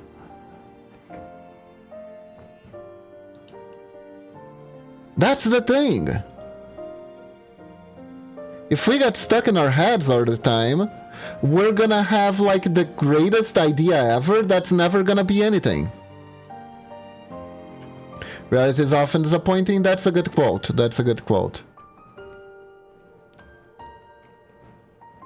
We can make it less disappointing though, but we have to try. Where's this? Ah, this gradient, okay. I wish I had it was better fire than logs. Most of that could probably do. Fire, grass, and logs, and most of that could probably do. Yeah. Let's see. Wait, I don't think I understood that very well. What are you talking about, Felv? Oh, I was always arty when I 6 paint 2 day in a campfire, got covered 30 places millimeter, white grass outlining grass patterns, and had a whimsical fire. Nice! Okay, now I understand. I missed a part there. Let's see here. But that's the thing, right? It's tough. It's tough. I wanna finish my game, but I also need to make time for it. It's something I've been flirting with, actually, like make a... I don't know, like a month marathon where I don't stream any games, I don't stream pixel art, I just stream working on the game and whatever that entails. That would be a good way for me to finish the game.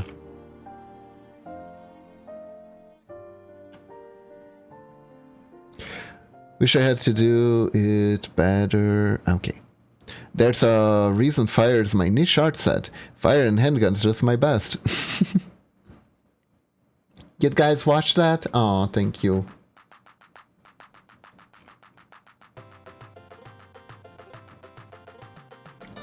Yeah, I really need to pick. Maybe when I finish Unicorn Overlord, which is a bigger series, that would be a good segue into that. Because if I just wait to work when I don't have any commissions, two things will happen. One, I will get more commissions.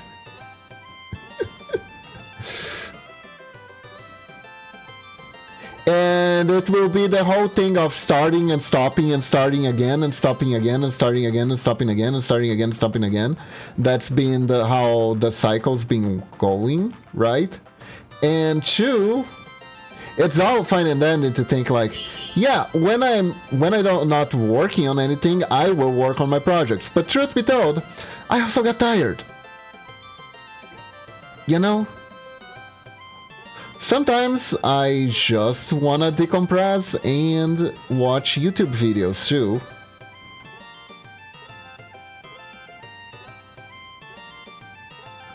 It's time to start now. Oh, we postponed collab today. No. I'm still playing Unicorn Overlord. Until I finish that, I'm not doing this. Don't worry. We'll be able to do the collab, Lunatic. We'll be able to do the collab. It's fine.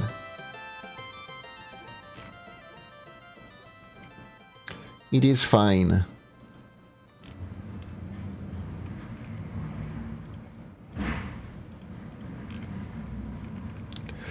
But also, I realized something the other day. Strictly speaking, I have already enough In my skill tool set, I have enough material to make a Shmenta game on RPG Maker. I realized that the other day.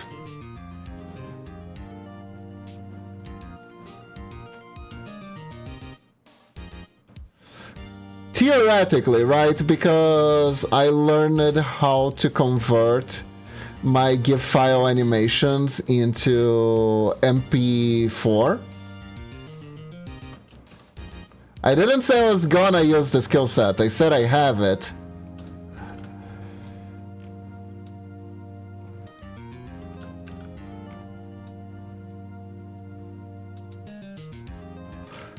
Because technically, RPG Maker uses MP4 for its animation files.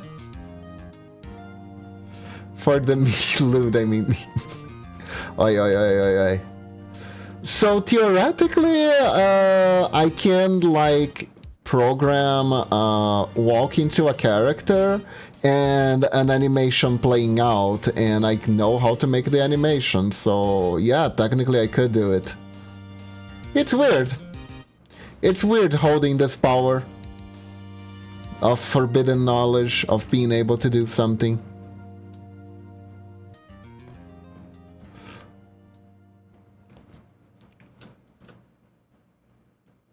The power.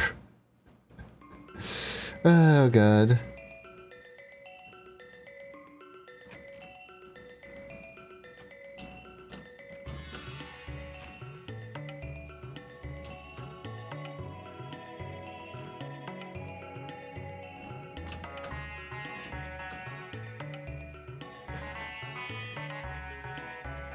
Are you making an RPG? Yeah, it's an RPG, Yui. It's on RPG Maker, which means it's quite limited, unfortunately. I also do wonder if I could make moves where scenes I can make like mini movies, but that sounds like a shitload of work too.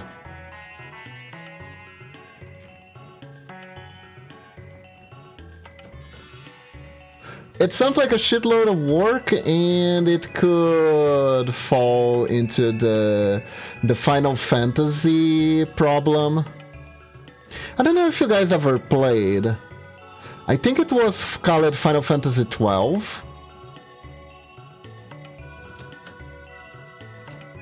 Final Fantasy XII was a Final Fantasy game that borrowed a lot of mechanics from MMOs.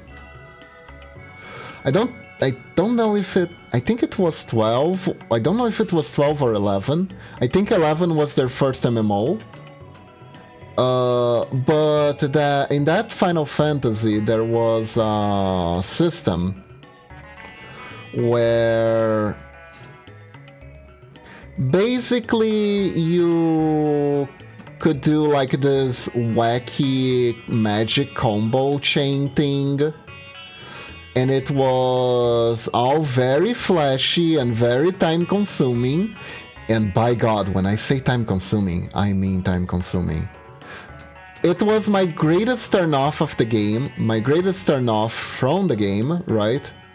Was exactly that. How time-consuming it was. And in the end, it felt like I was throwing small videos at my enemies instead of actually fighting them. So that was enough for me. Final Fantasy always had this trouble a little bit. Final Fantasy, I think it was 8 that started getting a bit too much. Snuggle? What do you mean, Yui? What do you mean Snuggle RPG elements?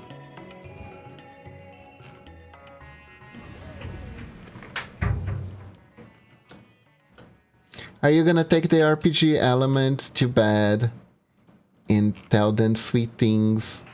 Ah, Smuggle. Okay, that makes more sense. That makes more sense.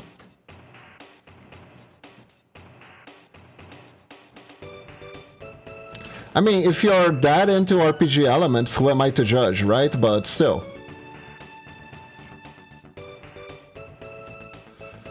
Usually this is a little bit too much.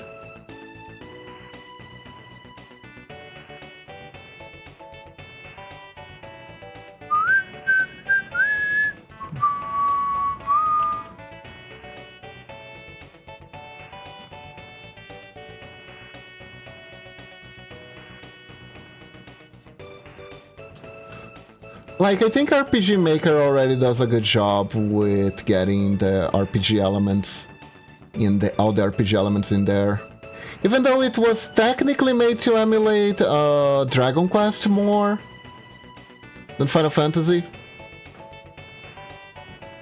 I mean, deconstructing a game is easier than making everything from scratch, it's true. Booba looks flattened? Yeah, it does. Hold up. Hold up, I need to go to the bathroom real quick.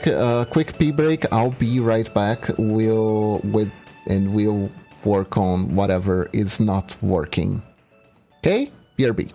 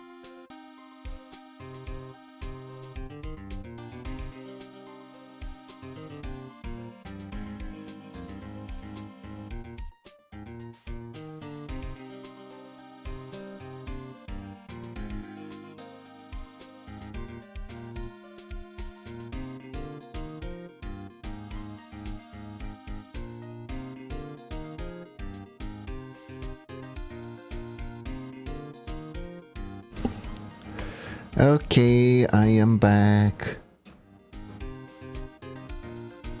Honestly, I think it might be... Maybe I'm trying to make it... I think their issue is that they might be too big on this side and too small on this side. Like, one Booba is much bigger than the other. So that's a thing that could be happening. I'm gonna try to play a bit with the shadows, and we'll see.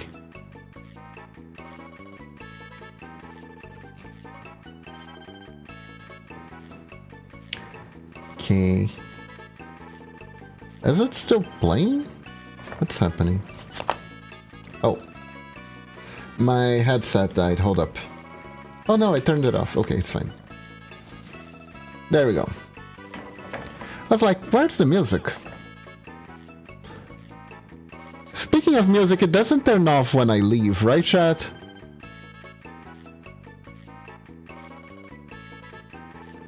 Exactly, Yui. It should be more balanced.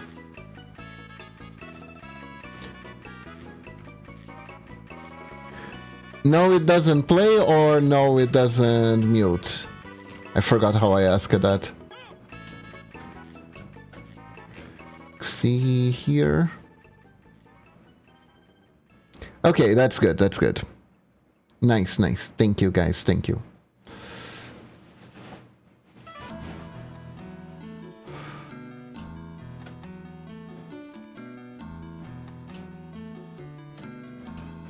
There we go.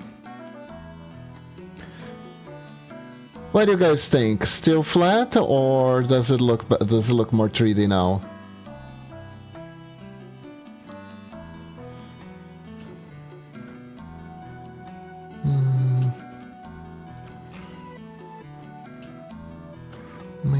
to increase the size here a little bit.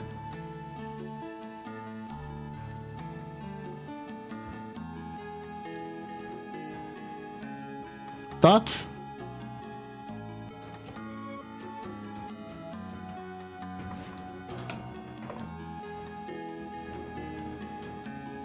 Mm-hmm.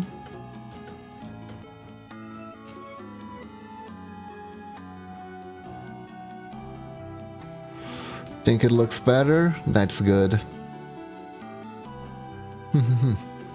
Better looking booba, always important. How can we say it's art if the booba isn't looking nice? You know?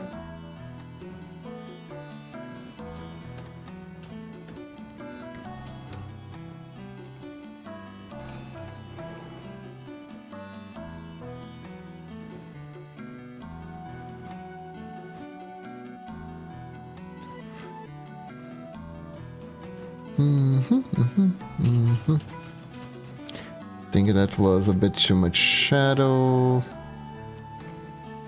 Shadow is a bit dominant on the left now, though. It is, that's true.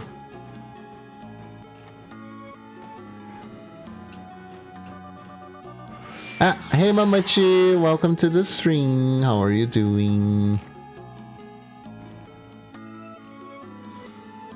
Oh, I like this. I like this.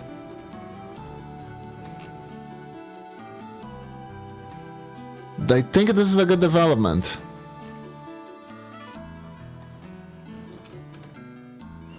There we go. What do you think?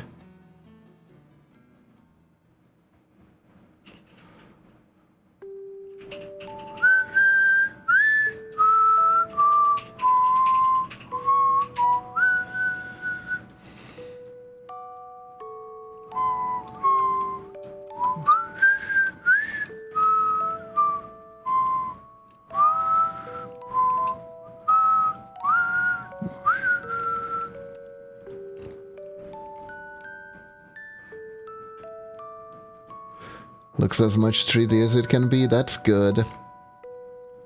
That can always look a little bit more, don't you worry about that. But as far as what I can put on the canvas with my current ability, this is probably as good as it's gonna get. That's how I reconcile the fact that we're always learning stuff. I usually say to myself, that's probably a way to look better, but this is as good as it's gonna get for now.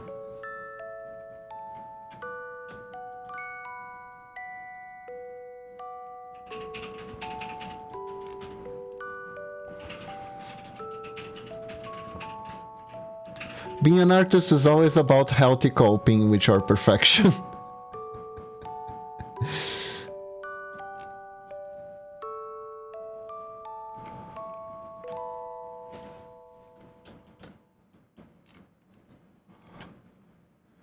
Your sound sounds a bit weird. My sound is weird. How? Let's see. Hello? Hello, hello. I sound robotic. Do I still sound robotic? Why would I sound... Oh, no. Hold up. I think I know. Where is it? Is it? It's probably affecting the sounds, I think. Hold up. Hold up. Yeah, the mic is slightly scuffed. God damn it. I think it's this.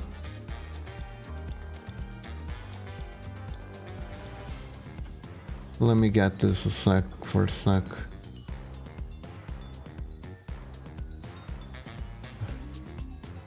There it is. Oh god, is it?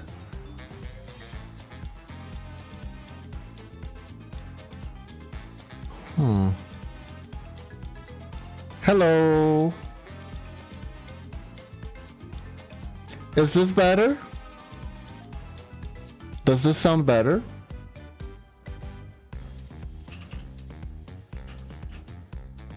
Worse, okay. Then let me take that off.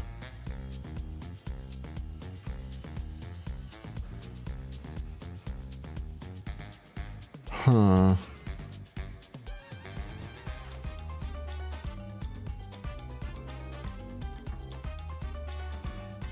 Sold up. Hello, does this work? Is this working? Can you hear this? Nope. Did it change anything?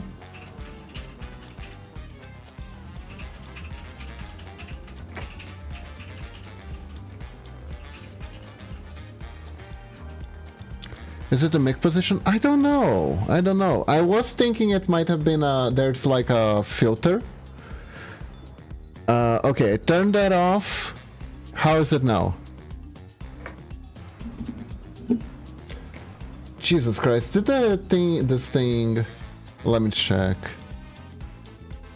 I was testing something else, hold up.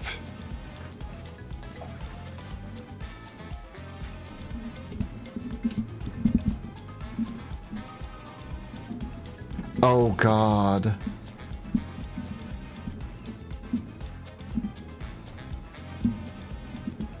Wait. What? Audio. Okay. Okay, there you go.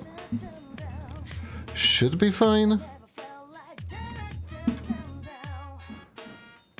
Entrance left. Okay, is it better now?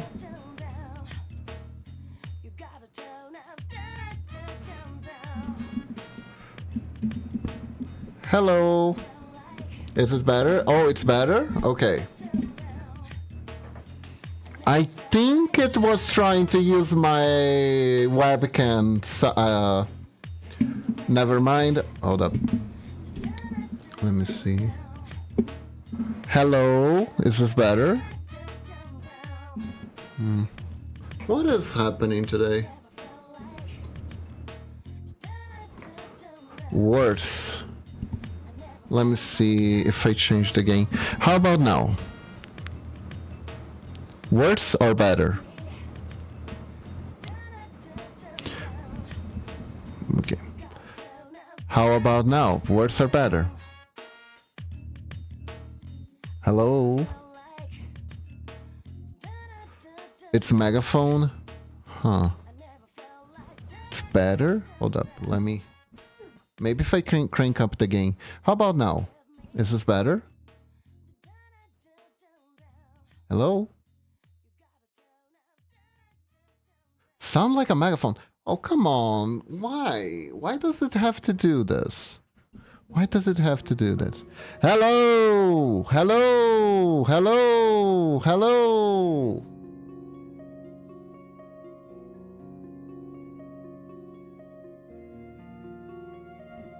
Okay, it's being... Megaphone when you're louder. Jeez. Okay. I don't know what I'm doing. I don't know what I'm doing, chat. Goddamn. It's better when I'm quiet. You think it's better. Okay. Maybe if I lower the volume a little bit. I think it just lowers the volume. How about now? How about now? Is this better?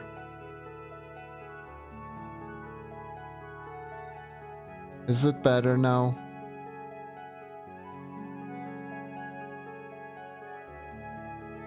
More muffled. Okay. Increase sound. How about now? I am so sorry, chat. I really am. It's better? Okay.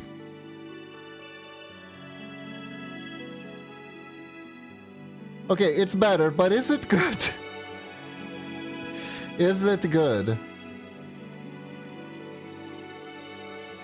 Also, I'm quiet. It's better for now. Okay. God damn it. Today's gonna be one of those days where I'm just gonna have to work on setup. I'm just gonna have to work up on setup. It decided to not work all of a sudden. Man. This sucks.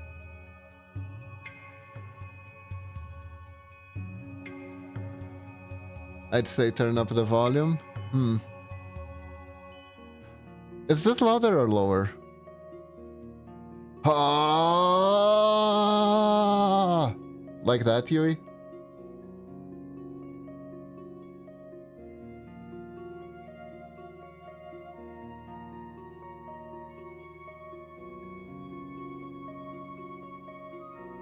Okay, are we okay? Are we Gucci?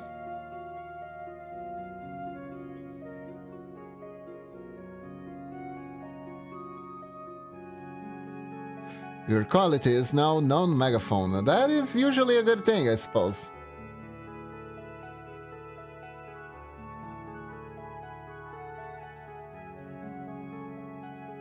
Gonna say that's a victory and move on with my life. I should probably look more into whatever the hell is happening with my audio though.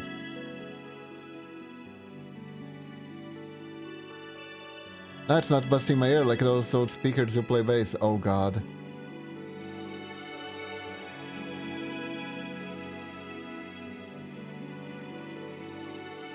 I mean, there are people who are into the Radeon Demon even though he sounds like that, but still.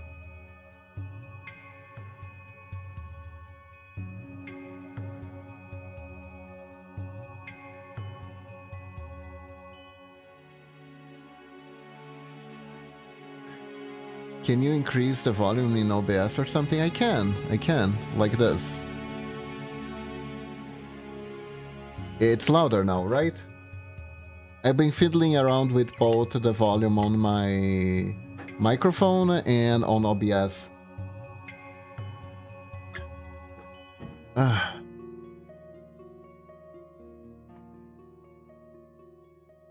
It's better now? Okay.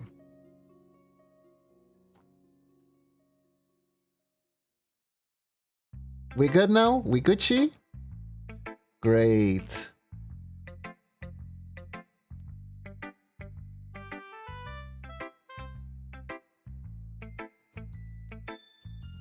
That's good, that's good. It might have something to do with the game capture that I use for when I'm streaming the Switch games. Sometimes it overrides the OBS configuration, which results in some weirdness with audio.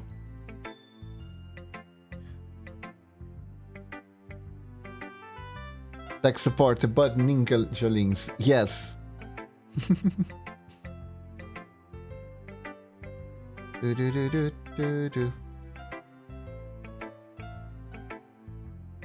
God, the other day I saw a video that said a name that I thought I'd never hear again.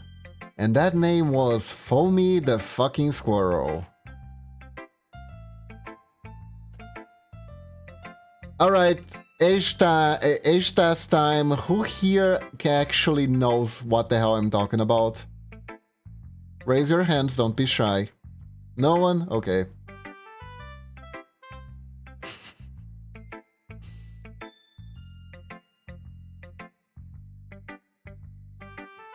Okay, so Foamy the Squirrel was a Newground animation series that was heavily, and I mean heavily, inspired in Invader Zim and Invader Zim adjacent works. And It encapsulated that edgy, edgy 2000s internet spirit very well. To a fault. It was... I think the reviewer said it best that it would be completely unacceptable nowadays. You haven't seen Invader Zim, Lunatic? Well, it's not for everyone's cup of tea, honestly. That gray clay looking thing. I think you're thinking of Salad Fingers, which is a whole can of worms on its own.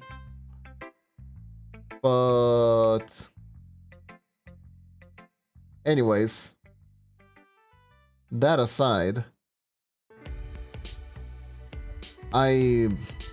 the creator made the series over 10 years ago, and I found out through a video that he is actually still active and making videos. And I was just shocked. Like, completely shocked. Like, I had no idea the guy was even alive, because I remember watching it a long time ago, being like, okay, and then moving on with my life.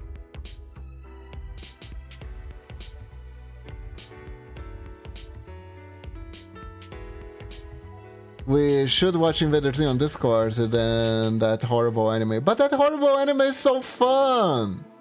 What do you mean? What do you mean? You don't like the awesome adventures of What's His Face, Maya, and Banana Eating Priestess? It's so good! But it's such good pain! It's such a good pain.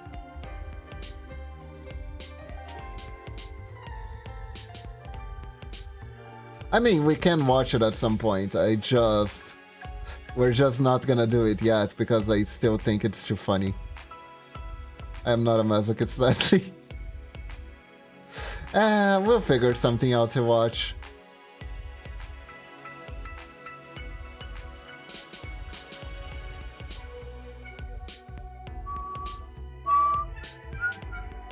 I like that anime because it reminds me of how much I used to like Ragnarok Online and just trying to like something that bad.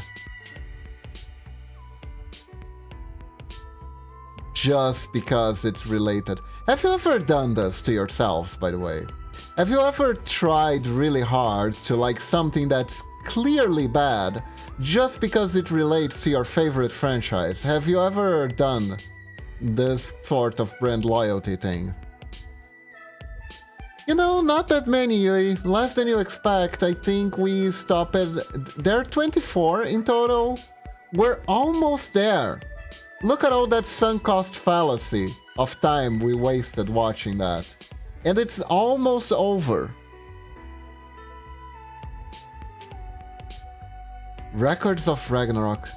Is that the one with that everyone is a little sister? The isekai where everyone's a little sister? Or is that the one where the gods fight and there's this goddess with the ginormous boobas that need to be carried around with help? The fighting one? Okay. Because unfortunately Ragnarok is a name that's very common and summoned for an ungodly amount of things.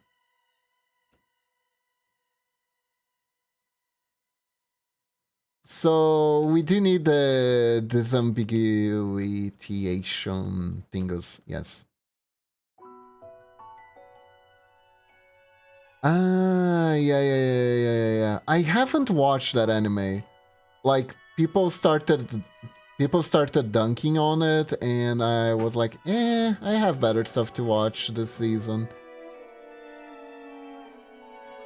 Which, coming from me, sounds weird, doesn't it?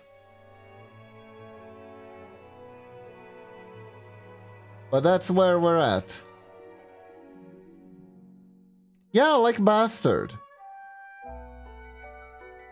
I mean, if I'm gonna suffer, I need to suffer through to something that relates to me personally, right?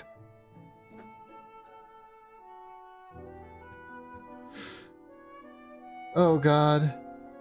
A new season might be upon us soon. I hope not. I hope it gets cancelled.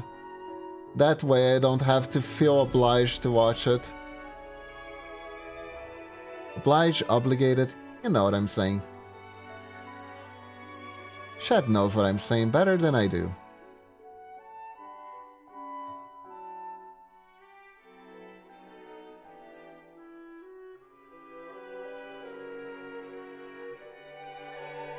Yeah, but you don't have to watch it. But I do.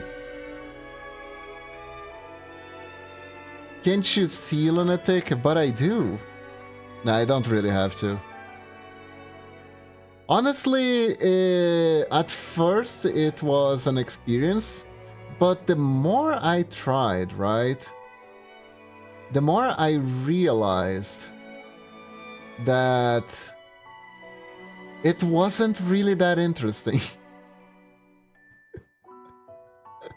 The biggest problem with the anime is that it aged so poorly, it didn't even age poorly in an interesting manner. It just aged poorly. The only thing that I would watch if I got a second season is Aromanga Sensei. It's so weird. I think I... Did I see that? I think I saw the preview for that a long time ago.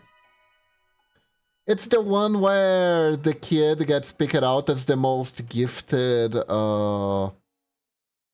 erotic doujin author and goes to a super school. Something like that, right? Yeah, I think I remember that. That is one wild premise for sure. That is a super wild premise.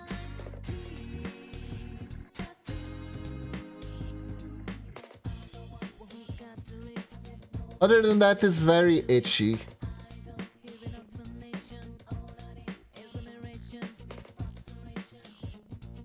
Honestly, regular itchy, not really that interested in that anymore. I do still like Queen's Blade for the memes and for the PSP game. Guys, help me make emulator, working emulator, and I might have a game that we can actually play on Twitch that is Queen's Blade related.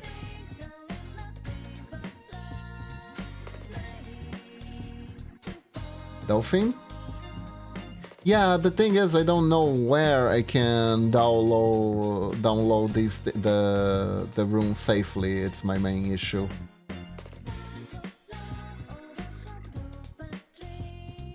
My main issue is being a boomer. Honestly. Because every time I try to click on anything, there's a virus warning. So I get scared and I don't want to I don't want to mess with it anymore. It's an issue.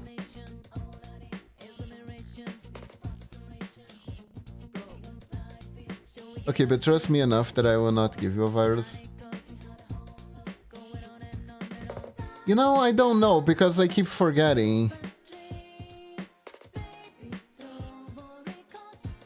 I keep forgetting that most people use AdBlock, and I still don't have a good one. So I keep getting viruses on sites that Lunatic doesn't get virus. So I can't answer that properly. I trust that you wouldn't give me a virus intentionally. That much I trust.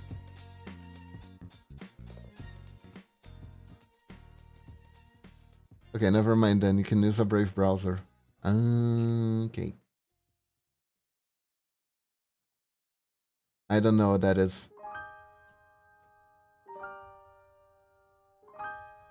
Yeah, I need to sort this through. It's stuff that I need to sort through. It's in the pile, so to speak. Together with me making my game. Huh. Built-in ad block? I see, I see.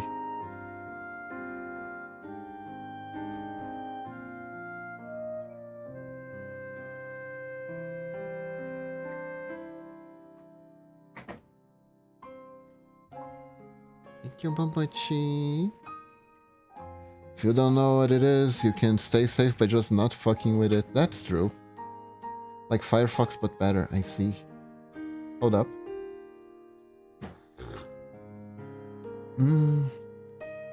What is this? It looks like a hot pocket kind of thing.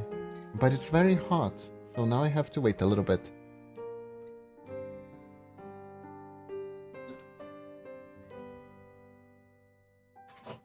So guys, thoughts on Roxane? What do you think?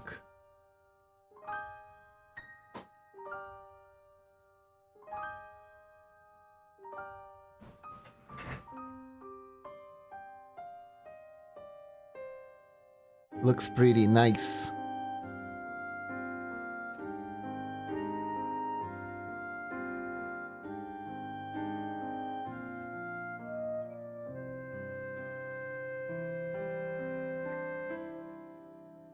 Looks good. Thank you. I want to make like a giant vine. And a giant vine here, and she's sitting on the vine, you know? And maybe if we have time, we could even try to animate it. Opera checks at blocks, not strong enough for the sites I go on. Oh, no. Damn. The internet didn't used to be this scary, honestly.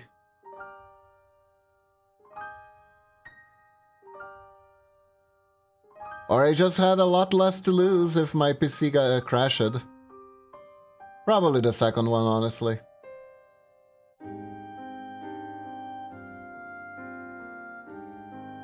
But I think hacking used to be less profitable. For games, not so stuff.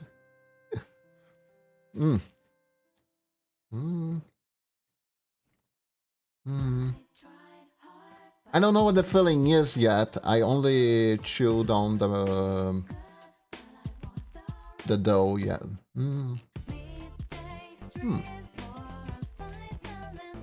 Tastes good though.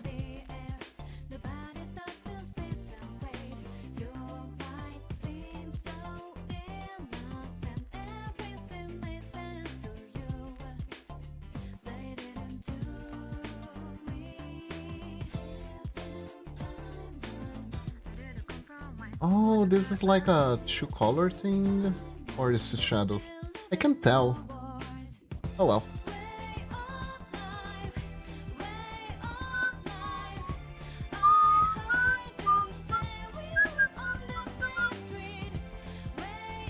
Plus Opera Jack's good for a gaming PC and mine is a potato.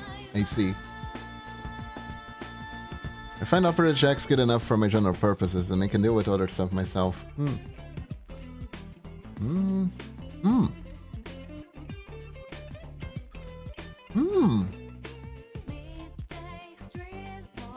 Oh my god, it's cod!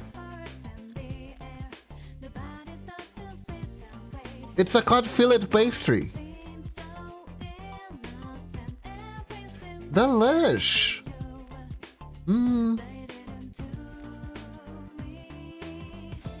Yeah! Do you like cod, Yui?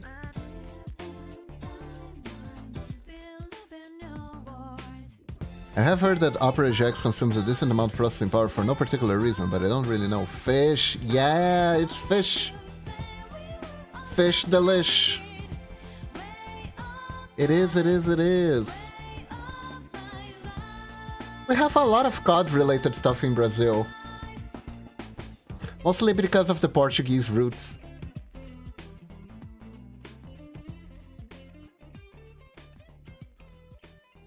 Heck, we even have a holiday about eating cod.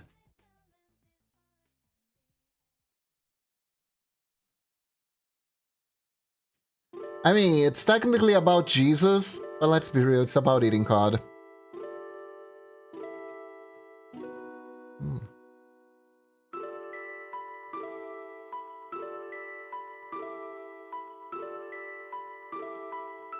I mean, some fish would actually appreciate that, lunatic.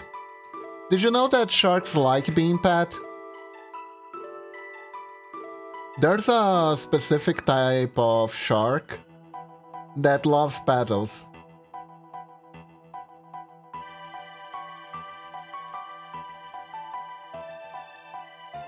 Don't remember the name. Fish are cool, and slippery, and wet. Cool fish. Man, I could see like a 90s show call it Cool Fish Facts or something like that. It's just a guy in sunglasses that appear out of nowhere with a surfing board and goes, Cool Fish Fact number 34.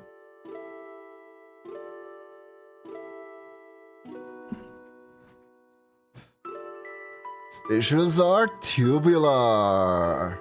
And then he skates off on the surfboard, don't ask how. But that's how the show would go. That is exactly how the show would go. Yes, Yui, the surfer guy.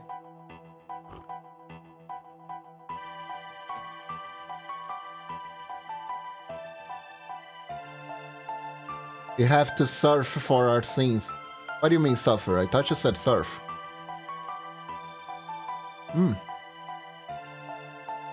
Oh my god. What a great idea for a character, Surfer Jesus. Instead of suffering for our sins, he surfed for our sins. Amazing. Surfer Jesus!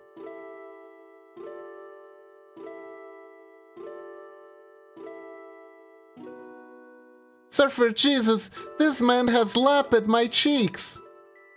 Surfer Jesus goes, not red, dude. Surfer Jesus! Yeah. And Surfer Jesus go, you know what's super tubular? Not having sex before marriage. Surfer Jesus!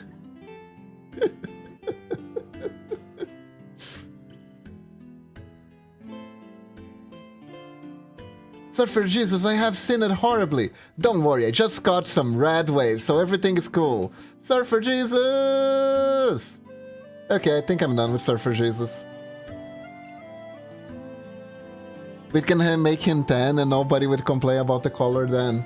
Hey, it would probably be more historic accurate than our current depictions of him. True, if you stop to think about it.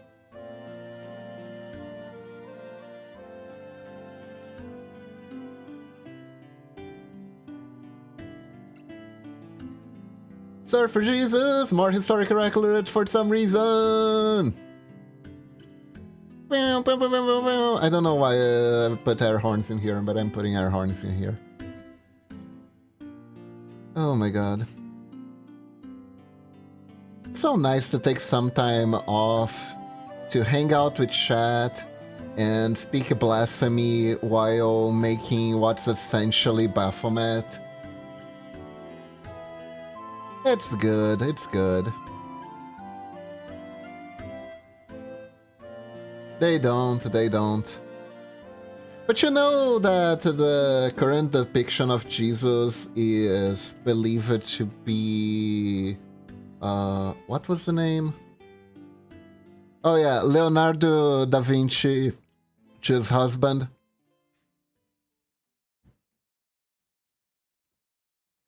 His lover, if you will.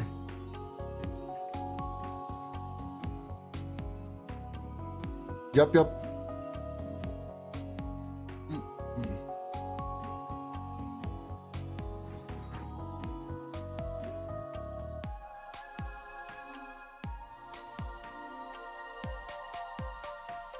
That... I think it's pretty much, how how do I put it? I think it's been established that that Da Vinci was very gay.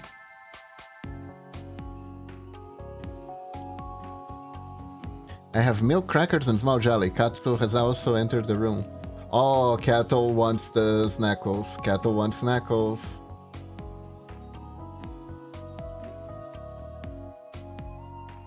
Petas are cute.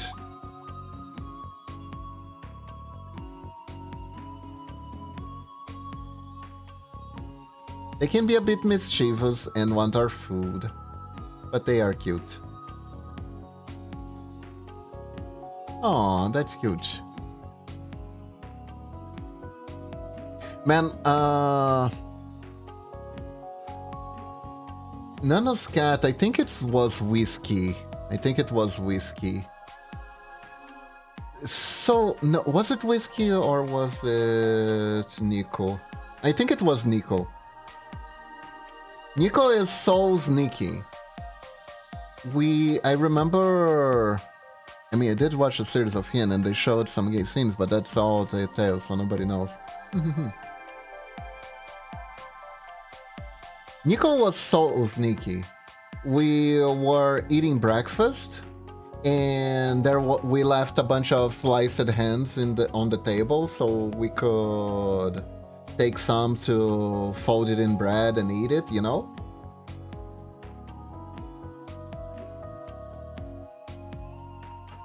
Like a nice ham sandwich.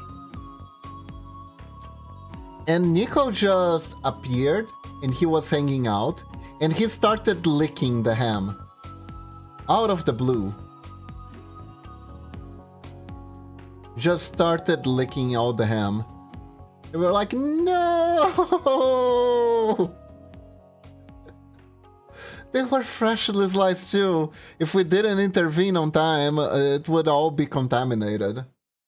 I think we had to throw like 2 slices away. It was sad. It was a sad day for sliced ham. Maybe he was erotic for art, maybe.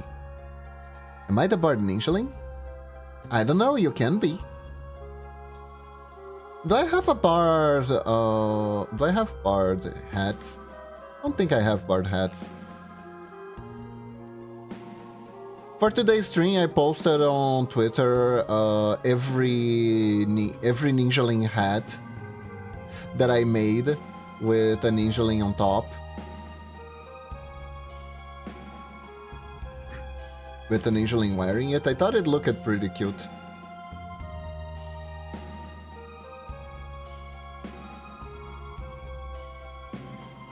There was no Twitter post, I forgot to click on it.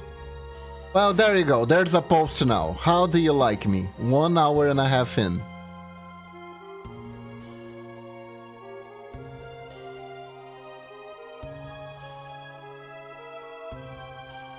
It looks like the one on stream, but maybe it's an old costume one.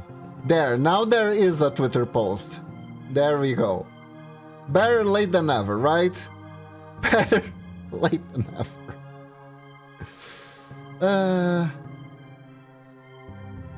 Man, Lunatic, no wonder you've been telling me I sound sick all this time. Turns out the mic was unregulated. Jeez, and I thought it was because I was actually sick.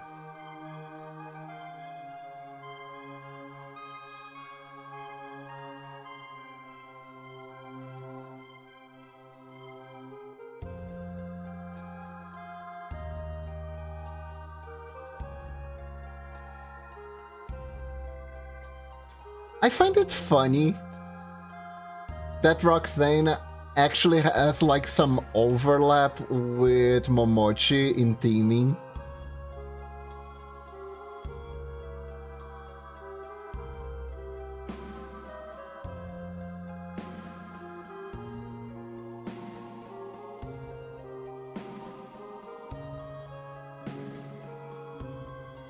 It is interesting to say the least. I know, right?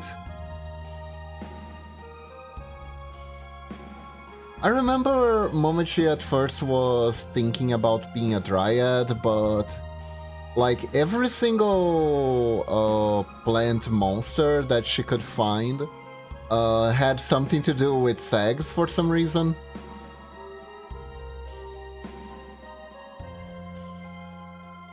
And she was kind of like, meh.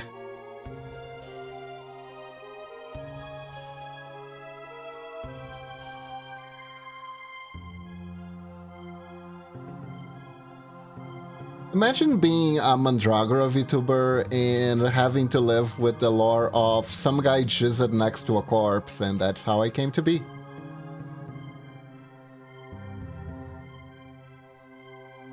Difference is she's a goat and not a sheep. Exactly.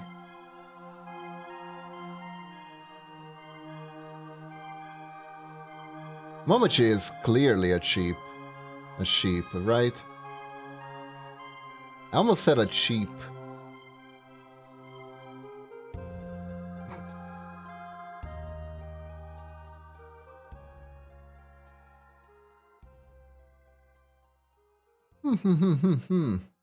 Not looking too shabby, if I do say so myself.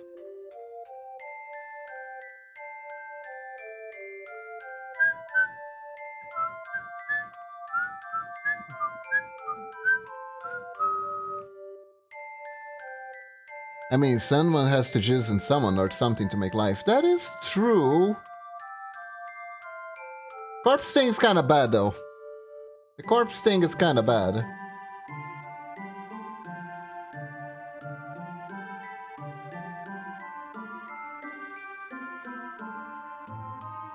I am safe halfway across the world, but you live with her.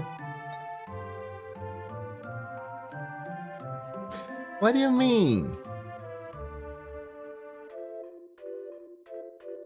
I'm saying that she didn't pick to be like a Mandragora because of that. And I agree. But she's a goat? No, she's a Gardenian and a sheep. She's a sheep. Yes. Oh god. Like, I remember that at one point I was even wondering if calling Momochi a sheep was a meme because of me being a wolf. Because sometimes people... I don't know if you've seen too many of these occurrences in the wild. Sometimes whenever like you have a VTuber couple or an OC couple, right? And one of them is a wolf, the other tend to be some sort of prey animal.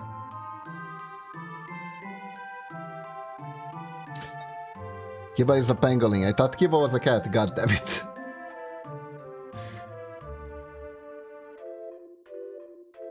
One of these days I might actually rebrand as a cat, then we'll see who's laughing.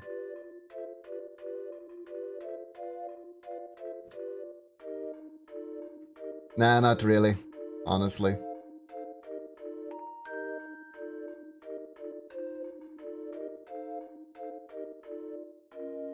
I don't think I'd be capable of just upping and rebranding out of nowhere. I've already been like this for too long. It's already... the personality is already set in, so to speak. In my defense, look at your Twitter banner, it looks like a cat. My Twitter banner? Hold up.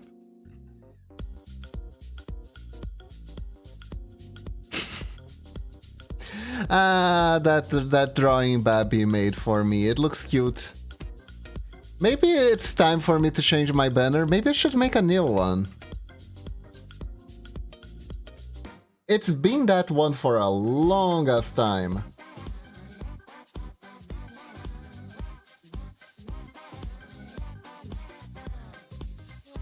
Maybe it is time to make to get a new one.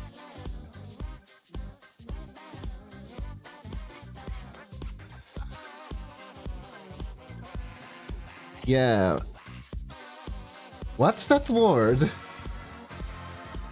I wonder what's that. It was not a link. It got censored regardless, and I don't know what and I wanted to know what the word is. Fuke?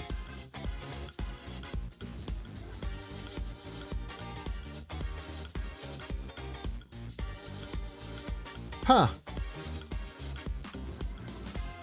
Sorry, Yui, that was automated. I literally have no control, nor can I read what she said. Which is frustrating, because now I'm curious, and I wanted to know what it was.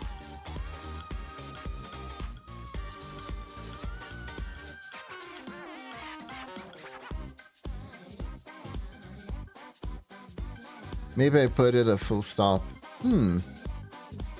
Try again, try again. Let's see. I don't think you're gonna get banned.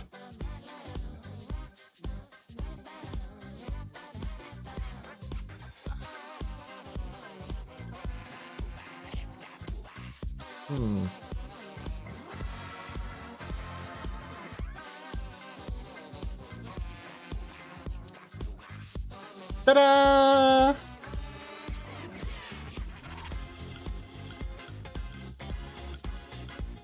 Big bad purple wolf. Ah, okay.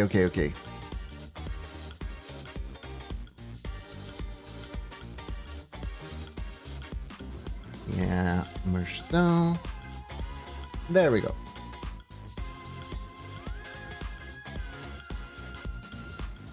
Ta-da! What do you guys think? Oh, wait. Ah, she has... Should I try the dot again? I think the dot does... the dot is what's causing it to... get fucky. Fucky-wucky.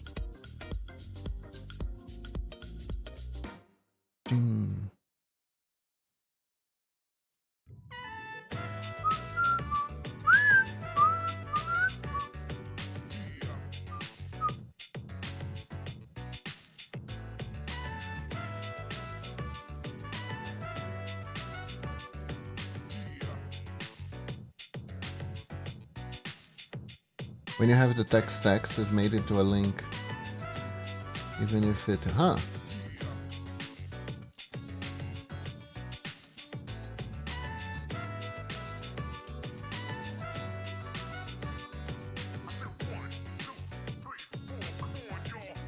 Okay, I don't know anymore. Who knows? Twitch works in mysterious ways. God knows I've been trying to figure out what the hell the algorithm even means.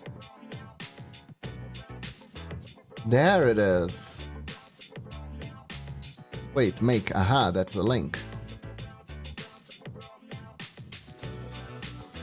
There we go.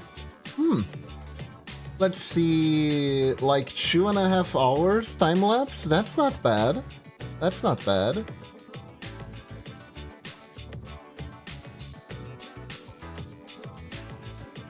That's not a bad time. Now let's see. How can we animate this? Oh, yeah. Let's do that thing I was thinking about doing first.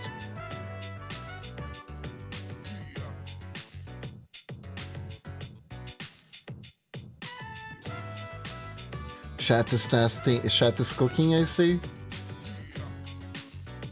So let us cook as well.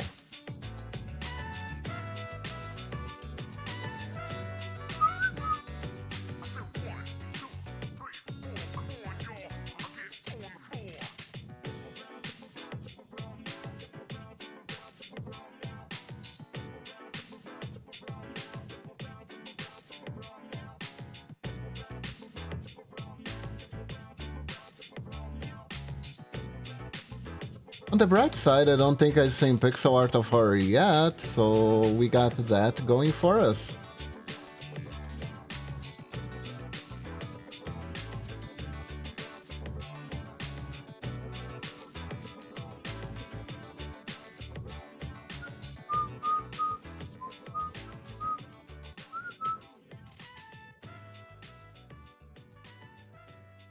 Also, guys, if sound is not up to par for whatever reason, please let me know. I'd hate to be doing transmissions with bad sound quality, I don't like watching, and I would hate creating content like that. Don't worry about it, Yui. No worries about it.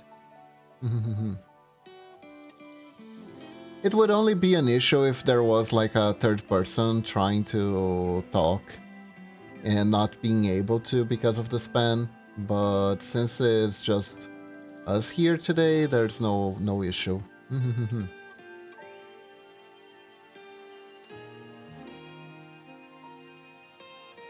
Rules are important now, but it's also important to not lose sight of why rules exist, right? Why would spam be considered a bad thing if the chat was made to be used, right? The answer is that sometimes if you're spamming a chat, you might be getting in the way of other people who are trying to use it too. That's why spamming would be bad, so there are situations where it's not really an issue.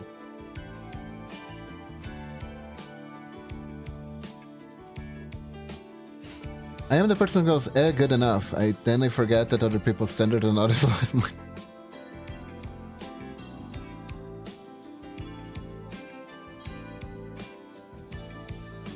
When you just follow the rules blindly, and you forget why they're there, that's the most dangerous, because you start to be like, but why though? Then you start to question something that has an answer, and you don't know the answer, and it becomes a mess. Essentially.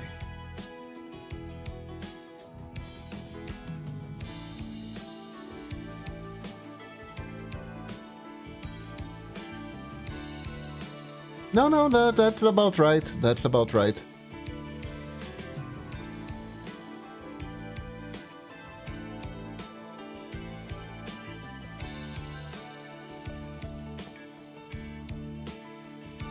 It is something... Religion is a tricky one because... Dogmas... A lot of religion has dogmas usually, but dogmas are just stuff that use it to make sense and might not make sense anymore, but everyone forgot what was the original purpose.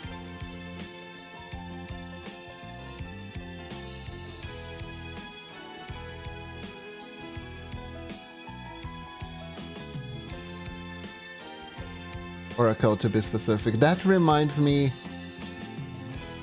of Scentmaker. God, that game was so good. It gave Lunatic trauma, but it was so good.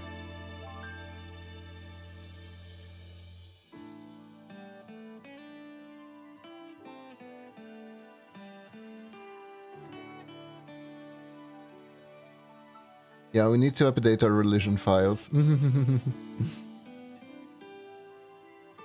Hey, a lot of religions have been updated throughout history. That's kind of the thing. But there's always the people who are like, we shouldn't change anything because we don't know why this works.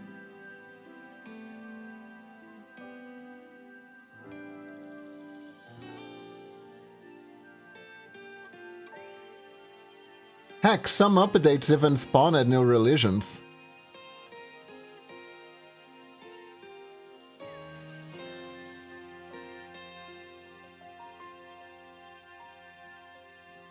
It's wild like that.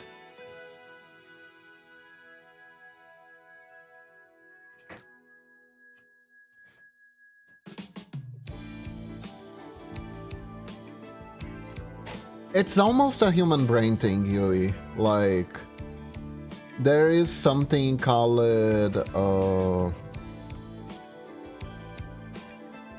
I think it was like action bias, if I'm not mistaken, that basically says that in a situation where you can't calculate the risk, people have a tendency to do nothing compared to doing something.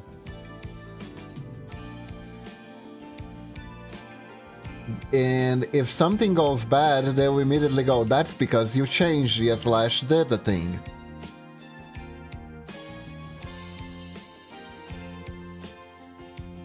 Welcome back, Lunatic. Welcome back. Unless you are a gambling man. I mean... in a sense, isn't continuing to gamble an inaction in itself?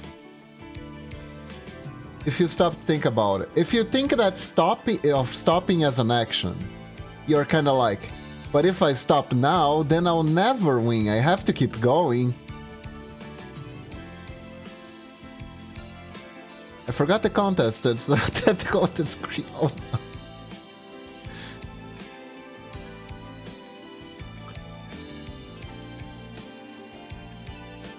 I mean, it can be whatever you want to be, honestly. It's your interpretation of the picture.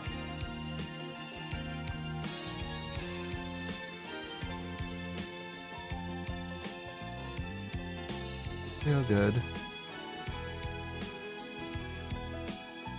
Ah, yes, the true of the risk. That's true, that's true.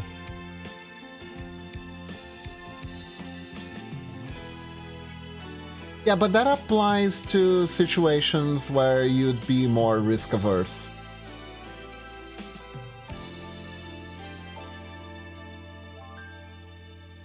She is. She definitely wouldn't be a stranger to tentacles. Hold up just a sec.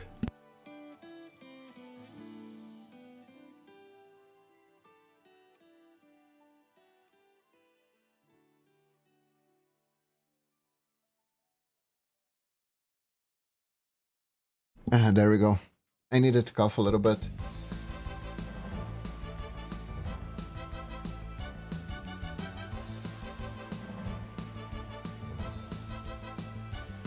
Like, the mucus is clear, so I think I should be good. It's just the allergies.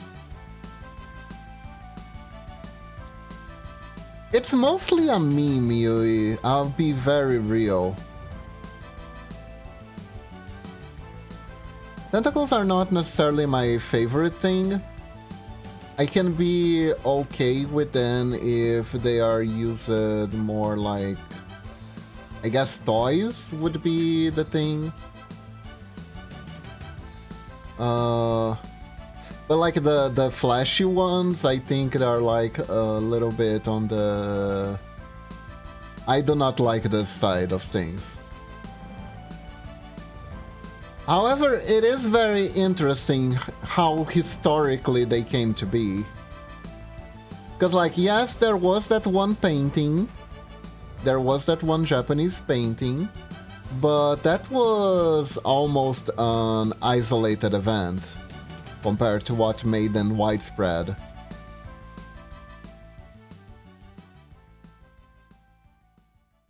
There used to be a ton of it, Lunatic, in older Shimentai.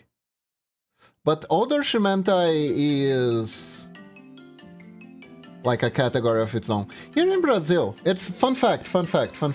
Here in Brazil, there is actually a book about the story of Shimentai that was published.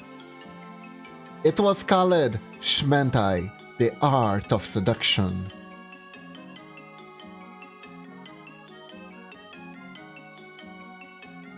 And it talks about the history of Shimentai as an art form, evolution, main authors, stuff like that. Pretty interesting read, actually. I do not owe it, though.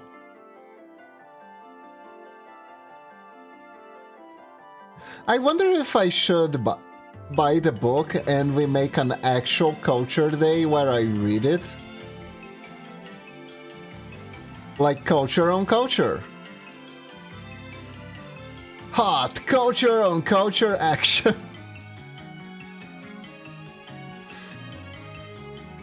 From what I know, the origin of tentacles was because Japan pins needed to be censored or something like that, and or couldn't be shown. Don't remember, so tentacles used to be a substitute. Yeah, it was pretty much because of censorship. Like 90% of the kinks that you wouldn't really go there first, it wouldn't be the first thing that you're thinking. It was actually just to avoid censorship. It's like the one clip of the guy watching Tentacles Shimenta and saying, personally I don't see what Octopus is getting out of this, and the girl doesn't sound very...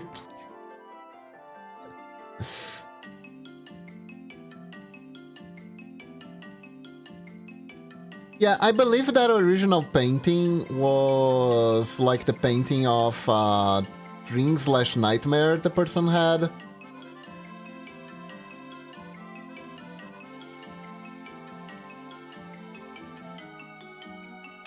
So it didn't necessarily had that much significance.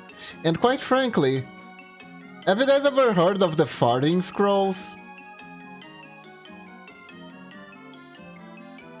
A Japanese artist just made a bunch of scrolls of people farting. It is literally what it sounds like. Yes, the farting scrolls. A bunch of Japanese paintings of people farting. It's just that. So artists in Japan were pretty wild. It's interesting in that regard that censorship spawned worse things than what it tried to censor. Sounds worse than fart charts. I don't know, fart charts are pretty bad. Fart charts are pretty bad.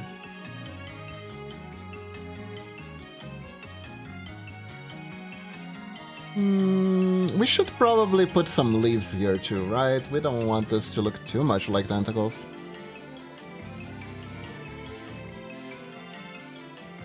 I think it's kind of like the Batwater meme, but with farts, lunatic.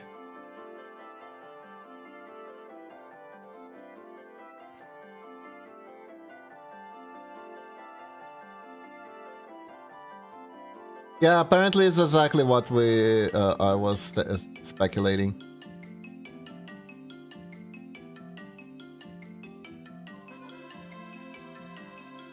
Honestly, that sounds like a thing the internet would do. It's like, a girl does this thing, some guy buys it, everyone makes a ruckus that, oh my god, he paid how much for a fart jar? Sounds about right.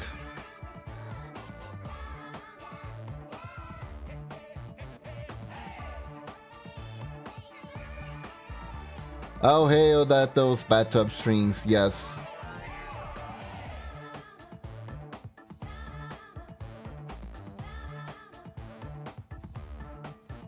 Also a big meme, also a big meme.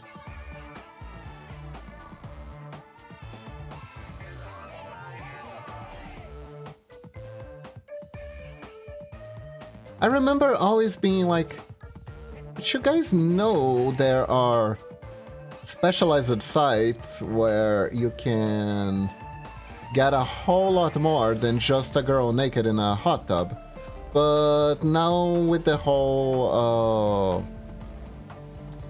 how do you say,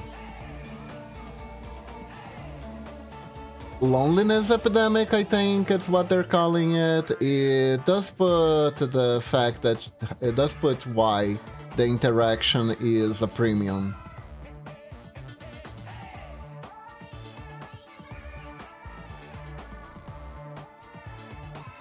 Yeah, no. It is what it is. It is what it is.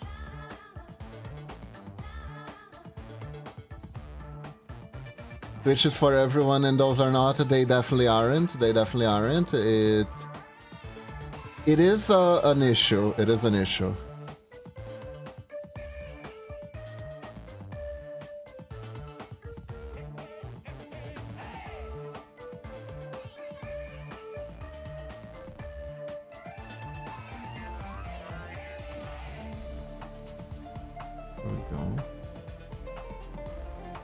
Got a funny story. Do tell.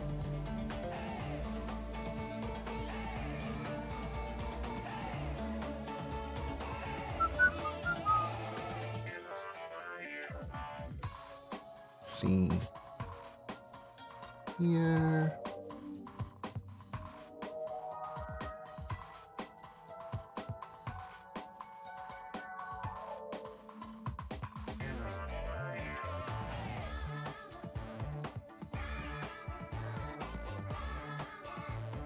Yeah.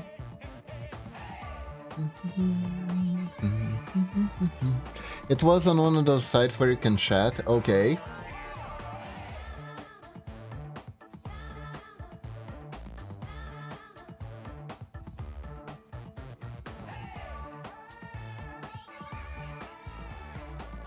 I wonder if it's going to be one of those stories where it's like, Daddy? Kitten? Kind of situations.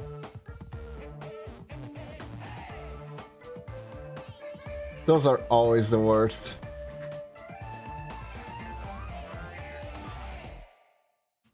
Those are always the worst.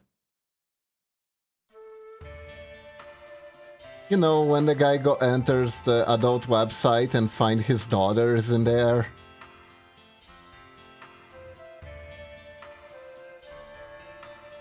That's usually the worst situation possible.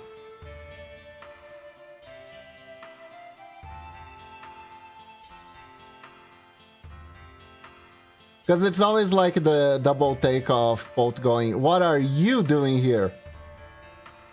You know? I mean, there is the worst outcome possible where the dad is into it, but let's not talk about that one.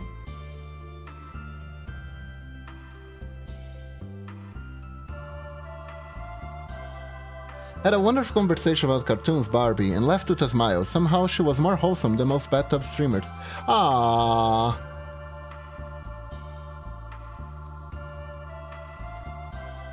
That's cute. You know, absolutely. Sometimes it's way more about the company than the actual smutty things happening. That reminds me of Diary of an Apothecary. Did you guys see that anime? I know Frieren was shinier, but that one was pretty good too. You did not? You should, Lunatic. You would actually love the main protagonist.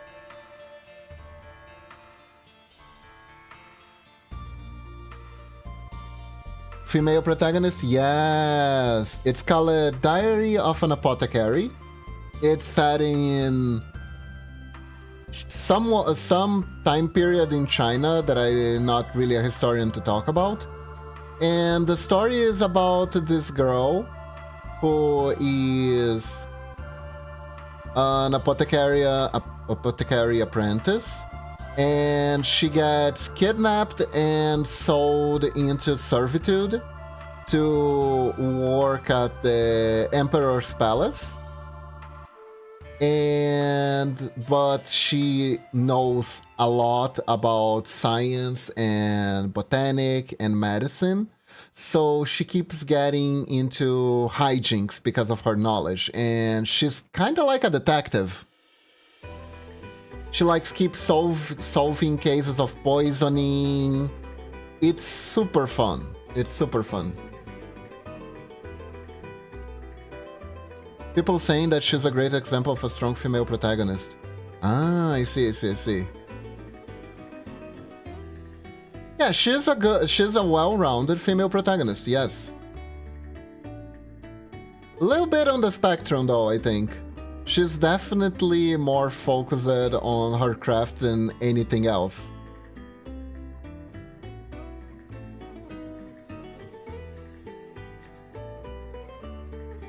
I recommend it, Yui. I recommend it.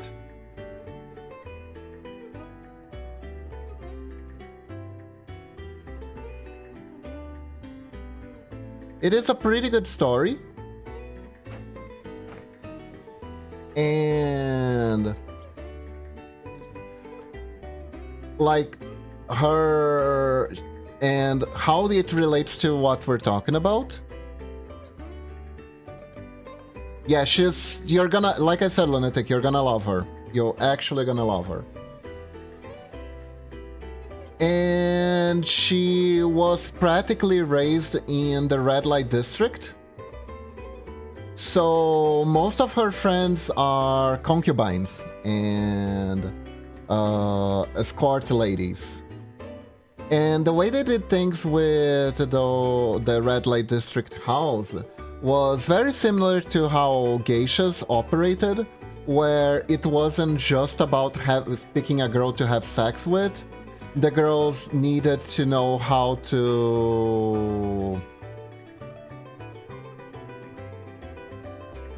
to entertain their guests, not only with dance, music, and even games.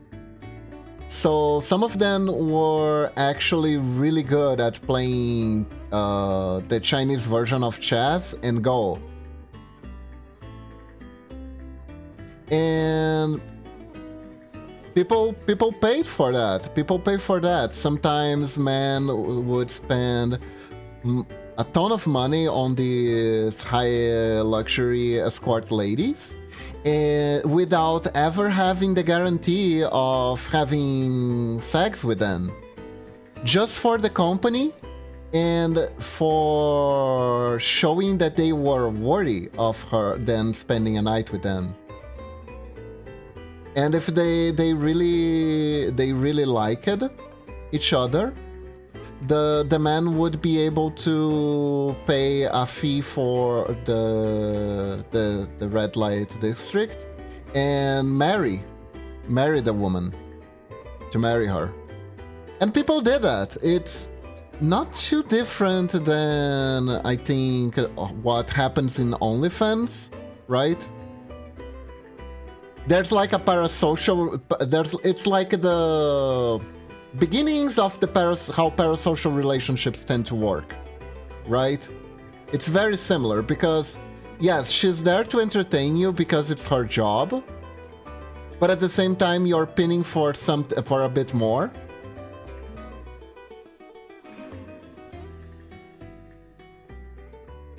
And sometimes relationship is born out of it. There are stories of OnlyFans girls who actually their current boyfriend used to be their greatest simp. There are actual stories of that, by the way.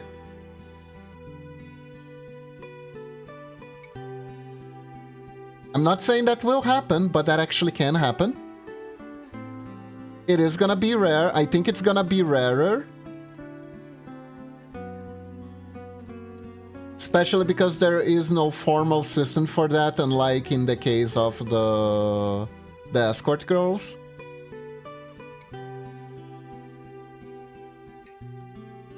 And that was kind of their retirement plan too. Their retirement plan was to to marry off with a wealthy client. The anime shows that pretty well, and I have heard stories of that before, so I think it matches what I know that exists, at least. If it's true or not, that's a whole other thing, but it does match what I heard that could happen.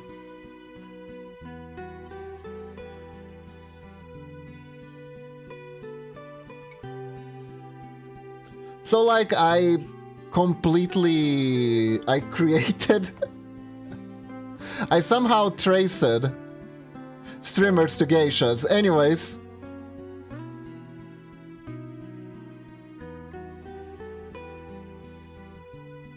guess we have to do a research on the red light district. It varies. Like, for instance, in Japan, geishas and actual escorts were separate classes. Geishas had a lot more perks than escorts. Escort girls in red light districts. But in China, apparently it was a bit more muddled, from my understanding. Like, geishas didn't actually offer any sexual services. it was just for the company. It was just for the company, the music and entertainment side of it, right? And geishas could sleep with their customers if they chose, but that was because they loved them, right? So having a fling with a geisha was like super hot and like, oh my god, man, you actually scored with her? That's amazing, right? It not only it was super hot, but it was like, hell yeah, that's like the samurai dream, you know?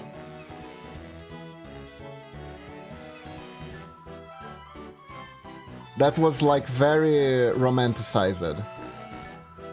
However, countryside geishas didn't had a whole lot of luxury, so they acted as escorts too in order to survive. So also a thing.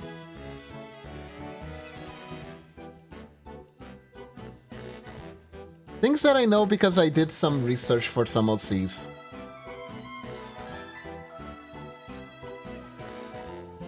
Yeah, the big city ones were definitely had a lot of perks though. They definitely had the perks.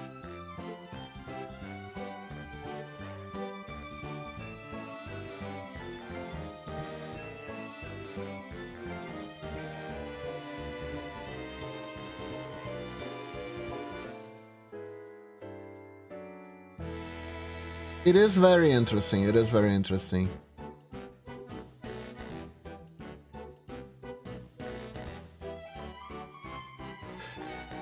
And I gotta say, Frona, it's also, I do find it fascinating historically, the shit that women had to put up with. A historical tale of the shit women had put up with throughout history.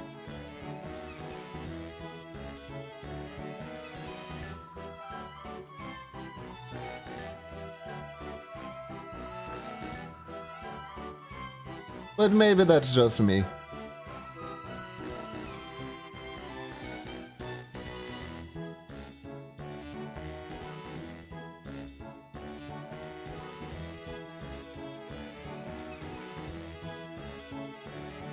Because, like, imagine living in a place where you run the risk of being kidnapped at any moment and indebted into a life of servitude for no particular reason other than you look at kinda nice.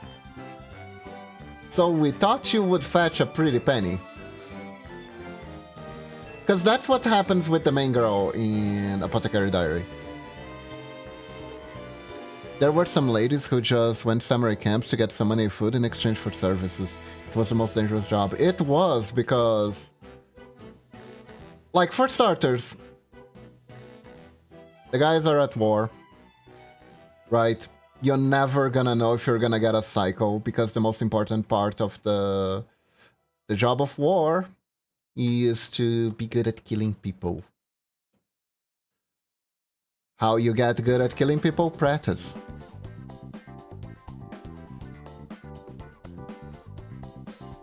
Woman, the whole life and anytime life? Eh?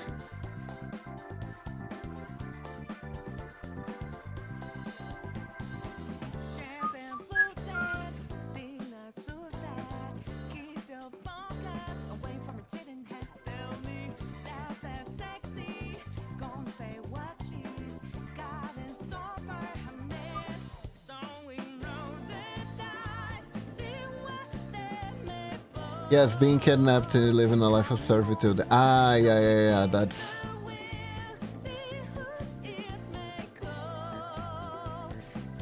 That is true, that is true. But you know, at least it's against the law, that's something. Instead of being normalized. And even enforced by your government. That's a win, I guess.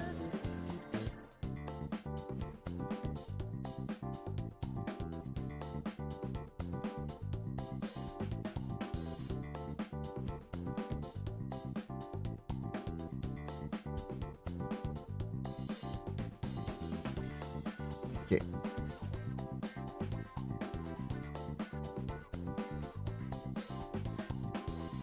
Inserted something meme.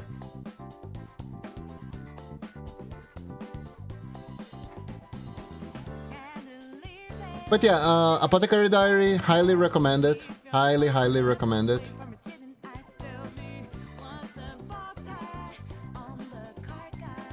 AKA, I can't believe my Enoch is this cute.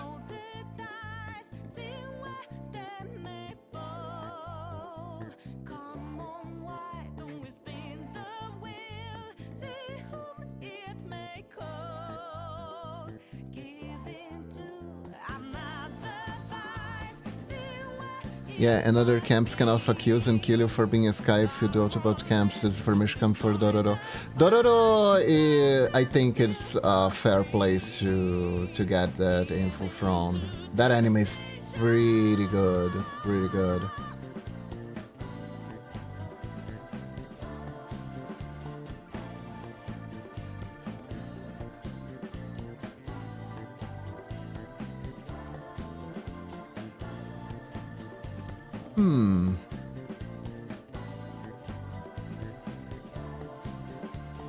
I really like Dororo. Another anime that I do also highly recommend. Dororo is really good. You know what? One thing that I really like about Dororo. Speaking of which, I really love how Dororo is kind of like the reverse of a protagonist power-up arc. Because when Dororo starts the story, he is at his peak fighting ability. Hold up, is that the dating scene with Eldritch Horror who writes fanfic of Eldritch Horrors and humans? The pixel art is. Hi Demi! Also, since you're here,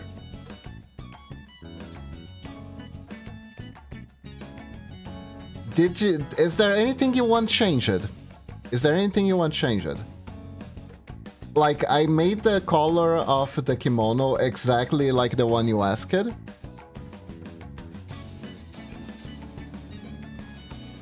Okay, do you need me to send the file to you, or it's on, or the Discord delivery is fine?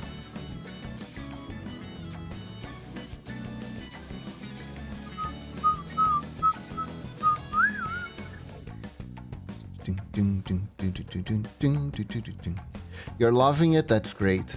Speaking of which, Kiba, yes?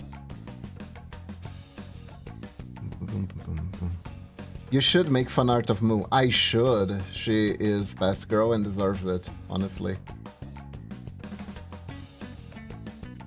Osamu Tezuka made some of the most interesting manga, and also why he's known as the grandfather of manga. He did. I can tell you more tomorrow. I'm currently on a business trip. Alright, Demi.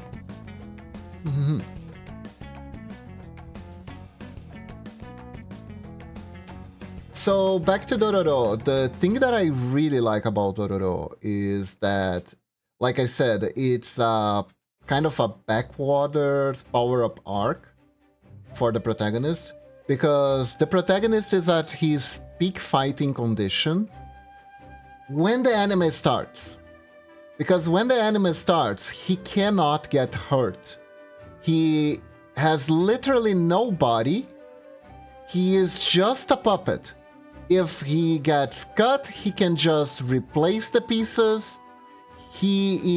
But he is practically also not human because of that. And throughout the series, what he's looking for is not to get stronger, but to regain his humanities. So technically he becomes weaker the more human he gets. But also, the whole point is to become human again.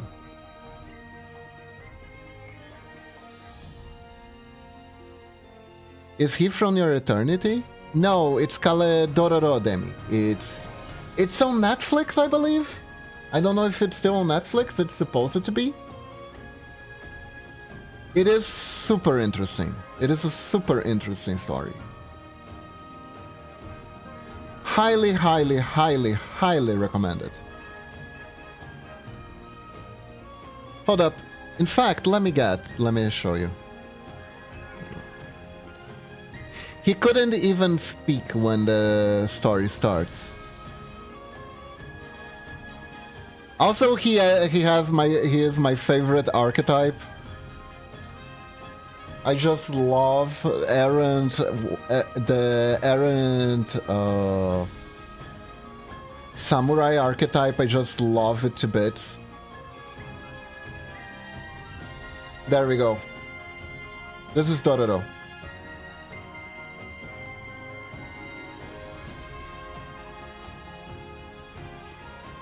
His whole body. No, but your returns is one I couldn't complete because it made me cry too much. Yeah, that one makes you cry a lot. I remember Momochi did not want to watch because the first episode was just a cry fest. And she was like, if I want to cry, I just need to think about my life. I don't need to watch anime for that. I can imagine. I can imagine. I'm sure it does.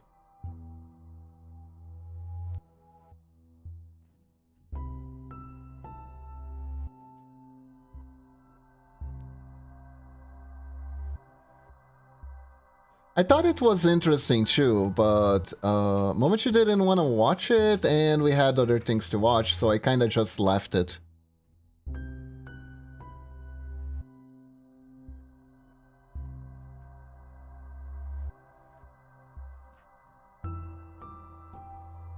Frittering is also very melancholic, but I think it's more... It's lighter. It's not just suffering, you know?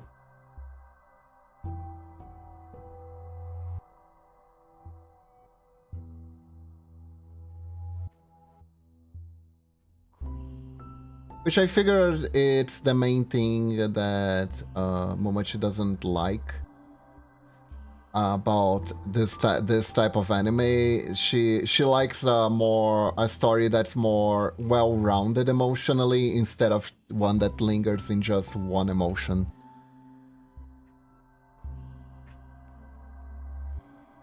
By the way, fun fact, that opening is great, but visuals are not what you think they are. Oh. Interesting. And I have to agree, I like stories that are more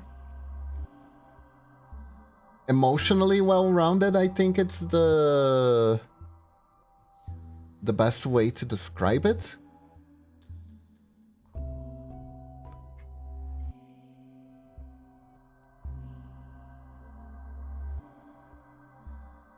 I don't remember your eternity being this depressing. I don't know, I'll be real, I just watched the first episode, but it was pretty sad.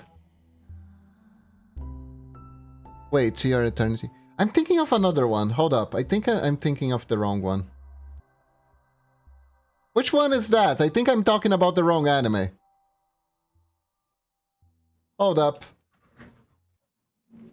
What's the story?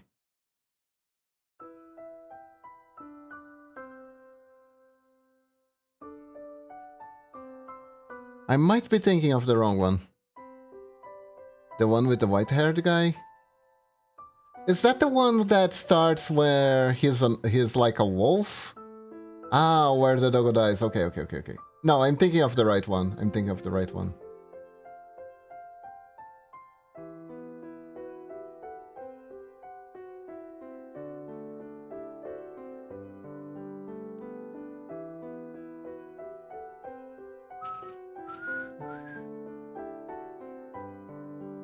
Yes, and to Sage, no thanks. Well, there you have it, folks. Momochi Reviews 101.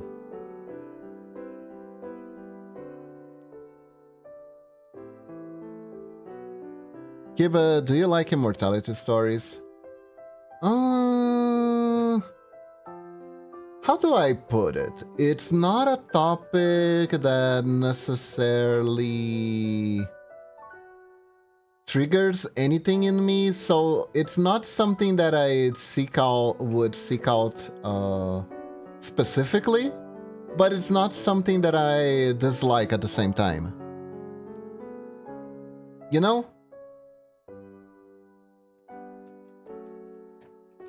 It's like, oh, this story about an immortal being is very well written and interesting. I like this. Versus, oh my god, the story about immortality, I must search it. You know?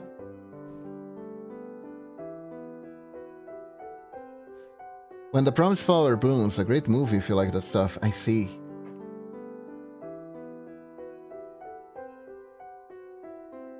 But that's kind of how I am with most things, I think. No, that's a lie. That's a lie. There are certain aspects of a story that will absolutely make either cut it some slack or make me interested if I see them.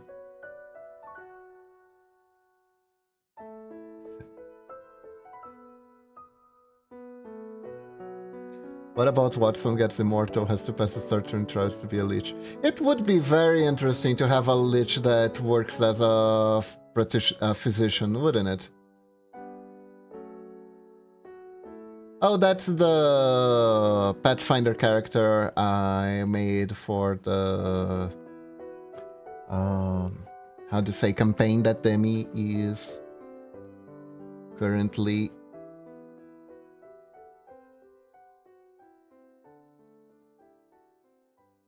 What's your favorite anime movie? God, I haven't watched a whole lot of anime movies. At this point, it might be the Konosuba one, just because it's one of the few I watched recently. And no, my name isn't Watson.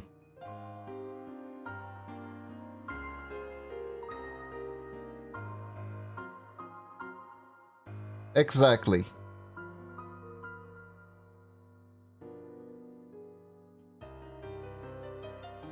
It's the name of my gobo.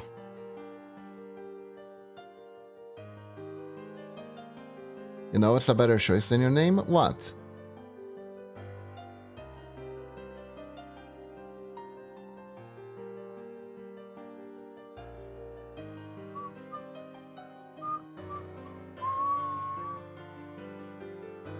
The Konosuba movie. Yeah, that would be the movie.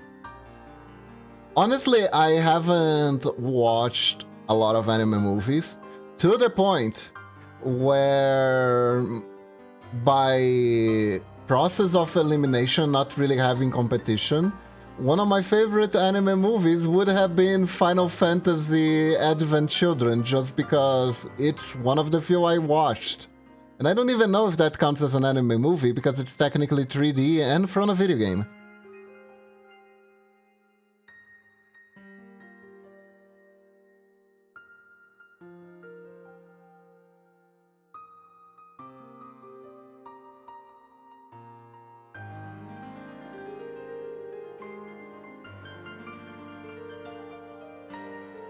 I mean, technically Tekken is also a movie. Yup. You know, a movie that I've been dreading to watch. A movie that I've been dreading to watch. I kind of want to watch it, but I really don't want to watch it at the same time, is Battle Angel Alita.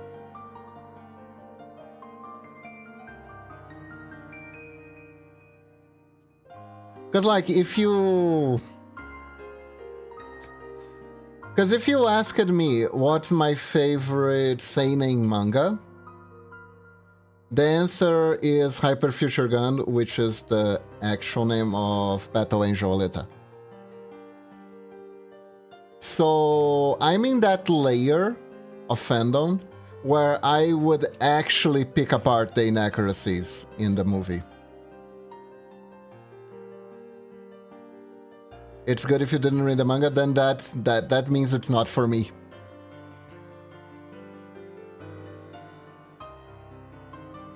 then that absolutely means it's not for me.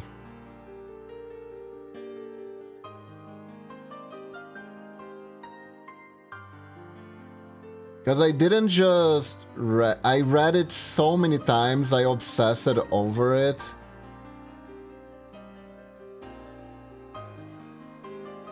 It would definitely be a letdown for me, I think. And I already know it is going to be a letdown because they are going with the name Alita instead of Callie like the original. Because that's how they adapted it in English. And I'm already gonna be irked by it because the name Alita and the name Callie actually have significance, both of them. Her name being Callie and not Alita actually has plot relevance because the name Alita is pronounced in the manga.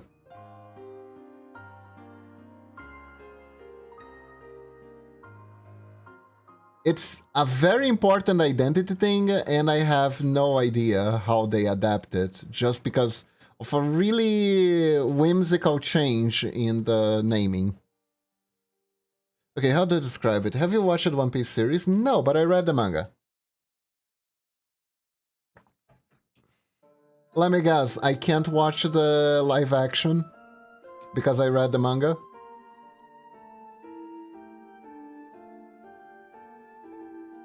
No, I haven't watched the live action one yet.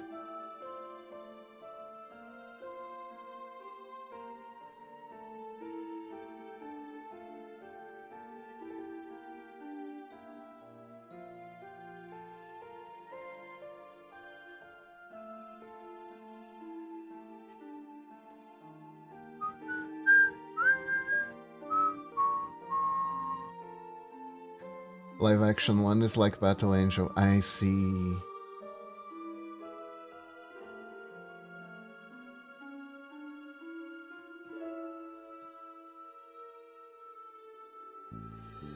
Yeah, it's probably not for me then.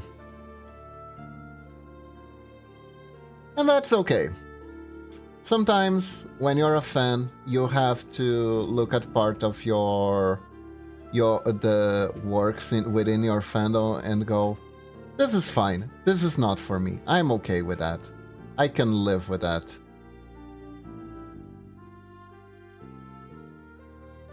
It would be nice if it was for me, but it isn't for me. It's for other people. It's for people who are getting into the stories. And that is fine.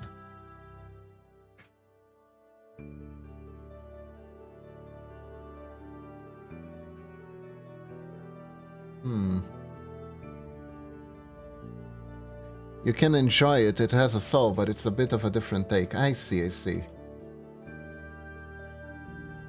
I just don't like that they use the name Alita. That's my main pet peeve with that series, is when they use the name Alita instead of the name Callie. And I'm gonna tell why. In the version that I read, which I believe it's closer to the original, right?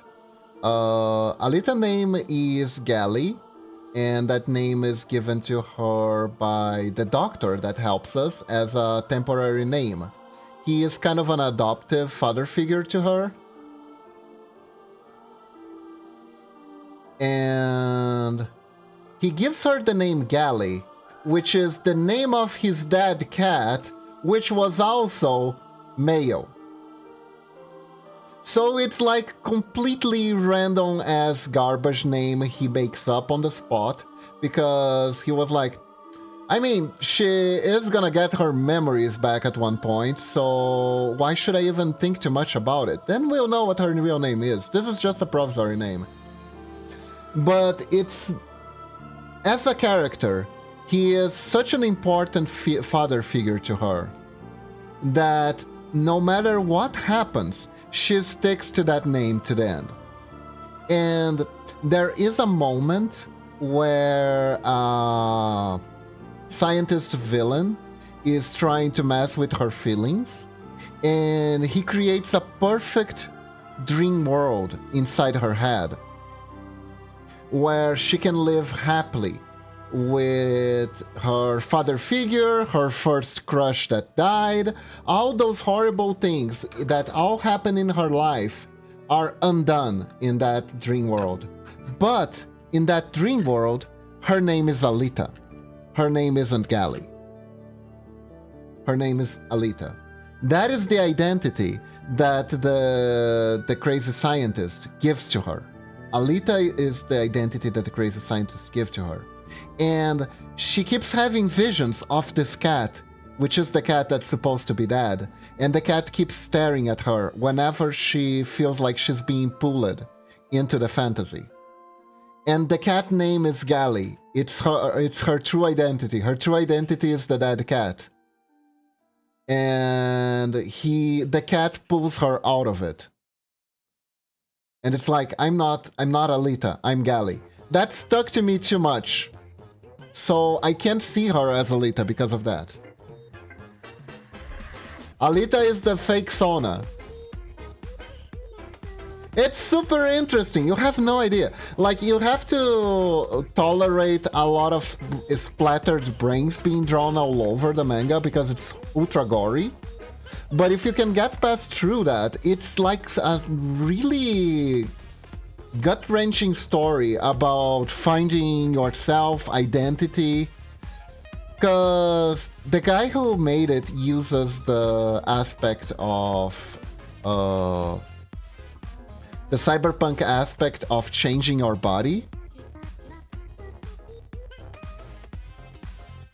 No, they go with Alita because it sounds better in English than Gali.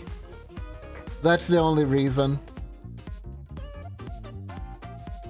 Like, Battle Angel Alita sounds like much more marketable anime, 90 anime, than Hyper Future Vision Gun. And the movie guy went with Alita because that's how it was translated in English. They even retranslated the manga in Portuguese using the name Alita instead of the name Gali when they re-released the manga, and I didn't bought it out of spite. It might be a silly motive. I don't. If you enjoy Gali as Alita, I'm not gonna rain on your parade or anything like that. I'm not that kind of the person who does this kind of thing.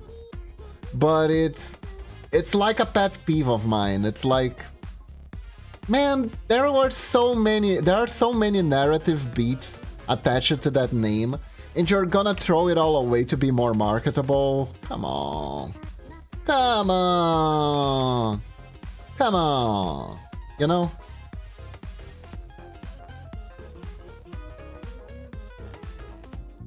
Yeah, the anime only covers the first arc, by the way. It's like an OVA.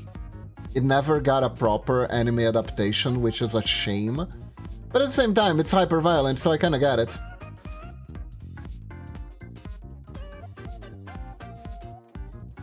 There's a deeper story there, but there's a bunch of gore in it too, so I get it. I absolutely get it. Yes, there's a OVA. It covers the first arc of the manga, which is the Makaku Saga. Writes like this.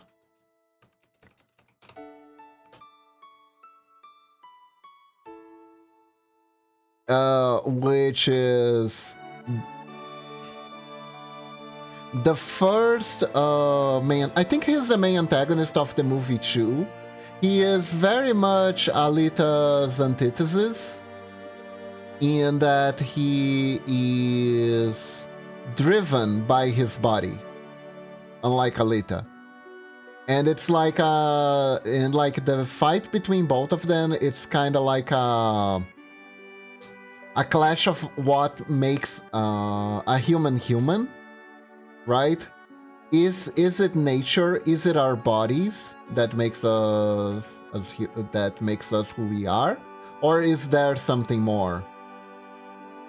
And because he had a feature where he could hijack other people's robotic bodies with his own. His body is that of a worm, and he can attach his wormy body to any spine, the spine of any other robotic body, and take it over.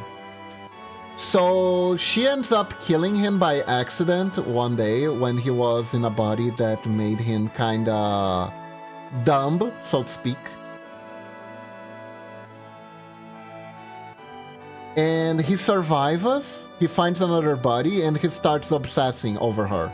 He becomes like a psycho stalker and starts obsessing over her, and he tries to find a perfect body to beat her. And there's like a thing when the story starts that she has like a really overpowered body that the doctor just had lying around, and he decides to give her the overpowered body because she was going to get herself killed. She has a fighter instinct dormant in her, and she was going to get herself killed if she just used bodies that were...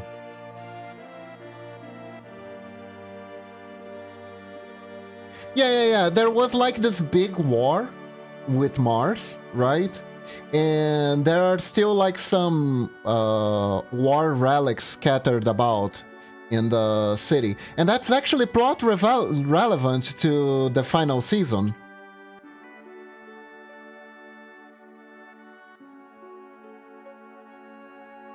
Wait, what? Yeah. Can I give you like the biggest spoiler, Yui, of the series? You will read it good. Read it. It's really good.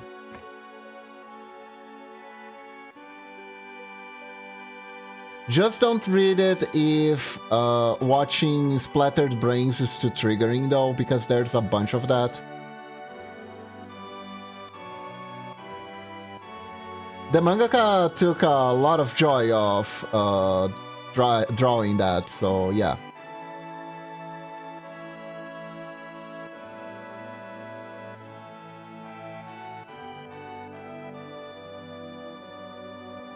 Okay, how big is the spoiler?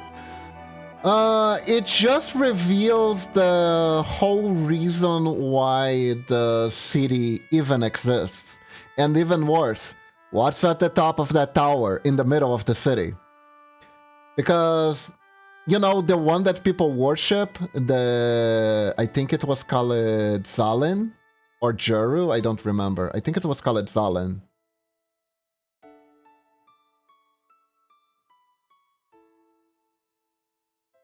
It's fine, I don't find violence in anime and manga, that's good. I don't mind it either. It's the place where I mind it less, which is why I can watch horror.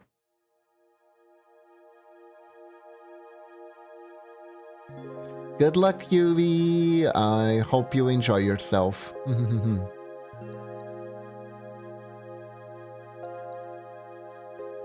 That one is amongst my formative anime. I probably shouldn't have read it because I was 15. Yes, Lunatic. What is it?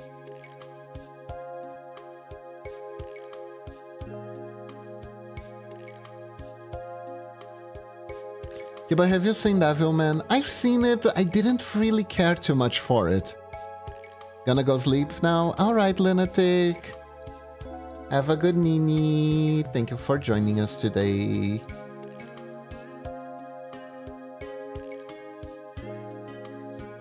Devilman Crybaby?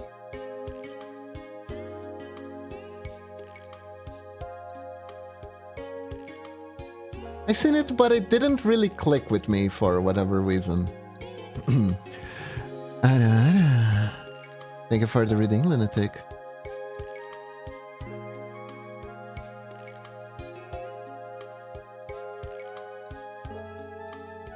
Yeah, the recent one. Nah, never saw those one, Yui. Never saw those.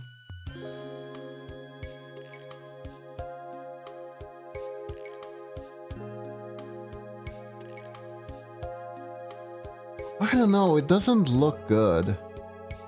Even though it shouldn't look that bad. Maybe I need a different shade.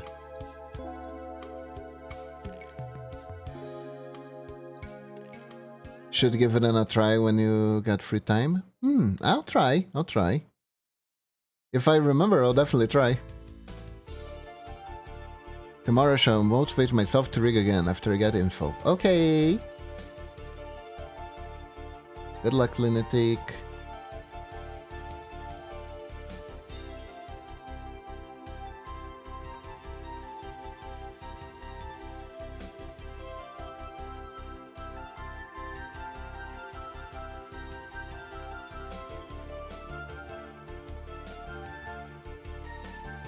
I don't know, I think I'm just gonna leave it like this. Is it too weird?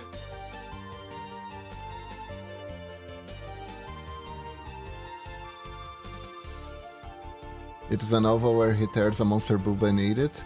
Ah, classic anime, high culture stuff.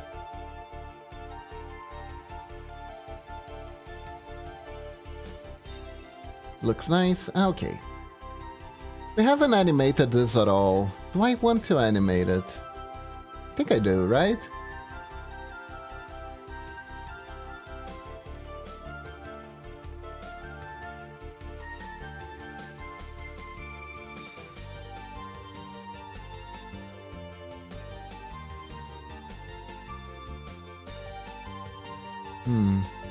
But I am obsessing a little bit about the background though. Do you want to do it now? Probably not, since we're almost at the end of the stream. I might do it later.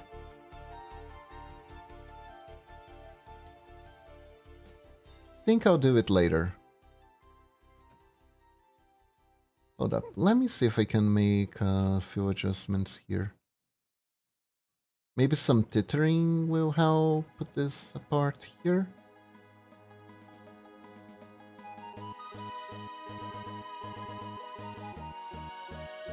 Yeah, I was about to say that. And then even a simple backdrop can be a bit of a handful.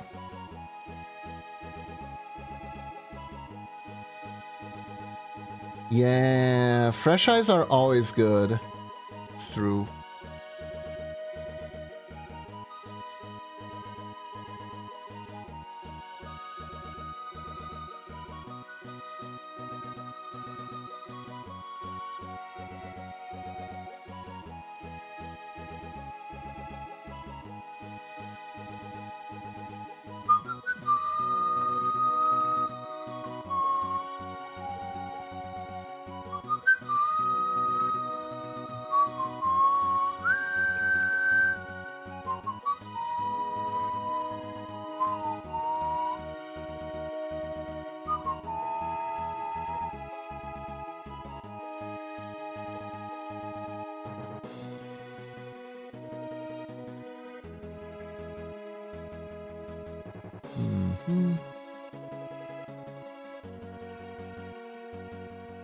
Maybe...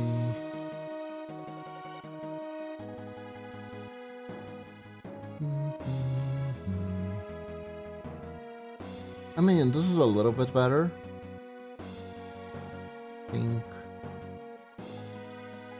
I think the only anime violence I found is kind of funny. Okay, it's time. Alright everyone, that's all the time I have for today. Thank you very much for joining me. Pink hair one? Don't remember. There are a bunch of pink haired anime girls. But anyways, Yui, everyone, thank you very much for joining me. Hope you all have a wonderful day or night. Stay awesome and remember... We need to find someone to raid. Hold up. Who do we raid? Oh... Eeny, meeny, miny, mo, I'm gonna raid you.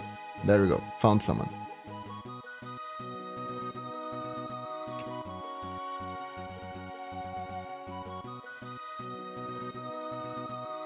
What was her name? Okay. Royal.